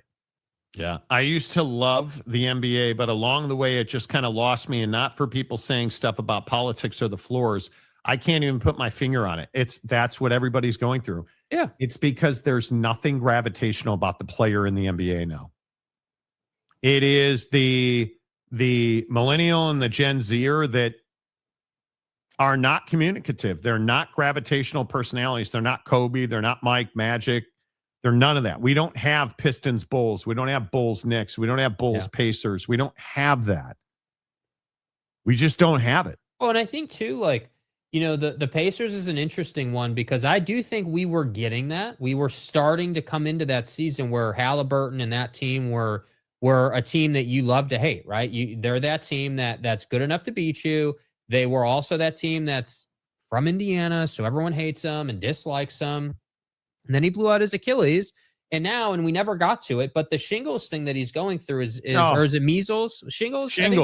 Shingles. I mean, it's just absolutely devastating. This guy's had to deal with this now, and he's put on a bunch of weight, and it's not because he's being irresponsible. He literally can't train because of this. And so it's just, think about, I saw this the other day on Twitter. It's total tinfoil hat guy, but the guys wearing number 0 in the league right now are first team all Achilles. Dame, Tatum, DiVincenzo, and Halliburton all rocking the Achilles injury. And I have to say, it was, I truly, for the first time in a while, enjoyed that Jason Tatum was back out there doing what he does. I'm not a Celtics fan, don't claim to be, but watching him do that is really, really enjoyable. In the clutch, 10 seconds left, just rolls right up on the dude, gets his mismatch that he wants, and just absolutely drains it from like 4 feet behind the arc, dude. Like that's not drains it, snapped it. Yeah, like that's what the league should be. Yeah. And we're starting to get some of that, but I look at the teams who have been good lately. Denver, then OKC. Like we've lost Lakers and Dallas. That rivalry is not available to us right now. Yeah. We have absolutely lost the Lakers and Celtics. Anybody. Yeah. Lakers, right? Knicks, and anybody. Dude, Lakers and the Raptors from the Kobe era. Like, we don't get that anymore, dude. Like, it's crazy. Yeah, it's rough. I agree. Where could he have gotten the 3 years to develop? Oh, yeah, college. It doesn't work like that. Why didn't Cooper Flagg stay in college? Why didn't, like, you don't stay in college 3 years. AJ DeBanza, anybody? You're not staying in college for 3 years. It doesn't, the game doesn't, that's not how today's game is. And it's part of the damaging, the erosion of it. Yeah. As much as Dennis Rodman was a punk on the floor, dude brought eyes to the game. No one liked that in the NBA. Totally agree. I think the lost thing is the NBA is also, there is no real rivalry. Dudes just seem they are there to get paid. They don't seem to play for fans. Totally agree. Totally agree. I think Kobe was the great player to bring eyes, competition, everything in the NBA. Nobody since him. I totally agree. Yeah. And it's why I keep saying guys like Victor Wembanyama, who are so ridiculously talented but have zero to say. You don't care about him unless he's on the floor playing the game of basketball. You don't care. It's why you need Cooper Flagg to be gravitational. The Boozer brothers are not interesting. They're not interesting. Buddy from Kansas. Don't want a Platerson. He's not interesting. AJ DeBanza is not a personality. They're all fantastic ballers, but do you want to go do anything with them? I don't. AJ DeBanza is playing golf. You want to go play golf with AJ DeBanza? No, not really. No, I don't. I don't. Yeah, I mean, I do tend to agree that when you look at the money that the Kobes of the world weren't making early in their career, that's part of why he had the aura he had, because he had to come out and the longest time. I mean, this probably took place. I mean, you could speak to it too from the Jordan era, but like, dude, the longest time in the NBA, you had to go out on that rookie deal and earn that second contract. Earn the hell out of that thing. Yes. And that doesn't take place now. And that's what I really do think that's the thing. It's not that I really don't think it's that millennials don't like to talk or like avoid it. They just don't feel a need to now because there's nothing for them to really talk about. What are you going to talk about? What's the deal, man? But look at the NHL playoffs. The problem is the NHL is the exact same way. But the game is so much better. The product is so much better now in the NHL. But what's the top storyline in the NHL right now, dude? Connor McDavid got a thumb stuck up his ass by the officials last night. And they're That's down probably the top 3-1 story. to a bum-ass Ducks team, dude. And he's going to get bounced from the playoffs again. And he needs to leave Edmonton. That will be the offseason story. That should not have been a goal. Nope. But the NHL playoffs, look at what happened in Utah the other night. That town's on fire for the Mammoth. But and again, like most other cities, Utah is a front runner's market. If you're good, everything's good. The NHL playoffs are superior because the product is really good. We're seeing fights and we're seeing line brawls on the opening face-off of an NHL playoff game. That's good for TV. Yes. We're seeing big hits, open ice hits in the playoffs. That's good for TV. We're seeing Sidney Crosby the other day have a massive game. That's good for TV. What's good for TV in the NBA? Victor Wembanyama is paint drying. Paint drying. Yeah. And I agree with you. All of these torn Achilles, not good. Jason Tatum missing. And he's one of the likable guys with his kid and in his game. He's a dominant player in the league. yes. Even D. Will had more drive, more it personality-wise than most players right now. NHL playoffs have been incredible this year. How about the Penguins getting absolutely worked? And then Sid coming back and having a huge game. Dude, think about Pittsburgh sports fan right now. Think about this. The last several weeks. Think about this. Dude, Pittsburgh. So the Penguins get worked by the Flyers before the draft starts, right? Their first game, they get worked. Then the draft comes around, and Howie Roseman absolutely torches you in the draft with the Mekhi Lemon situation. And then you get beat again. Like, again. And then inevitably, Paul Skeens is going to get traded. You know that's coming, Pittsburgh fan. Like, don't be surprised. Don't tell me you were shocked. You know that's coming. So if you're a Pittsburgh fan, it's not a good time right now, dude. It's not a good time. I don't know what Penguins hockey looks like after Crosby and that group of guys. Find out tonight. Is right? gone. We'll find out tonight. Yeah, I don't know what that looks like, but it's just not good right now, dude. It's absolutely not good. Yeah. But hey, at least for Philly fan, the 76ers brought back their black unis, so we can all celebrate Paul George looking nice in that. Yeah. So yeah. I don't know. I think it's a fascinating conversation. I really do. And I think that the NHL playoffs are massive right now. I'm here for every face-off. Mm-hmm. And I'm a diehard Laker fan. Yeah, sports on TV is nice right now, dude. If you have the baseball package with ESPN, you've got baseball on during the day. You then have golf on Thursday and Friday. And then during the week, you've obviously got the playoffs in the NHL and the NBA. And obviously you had the draft. So it's been a good run here where we've had stuff to watch, which is nice. Yeah. Cubs and Padres tonight at Petco at the park. Yeah. Cubs have won 8 of 10 until they went to Los Angeles and, got it put in them. It's fine. It's fine. It is what it is. The Monty Show is always presented by The Advocates at theadvocates.com. The best injury. That's the wrong button. Sorry about that. My bad. Made a mistake. That's my fault. Sorry.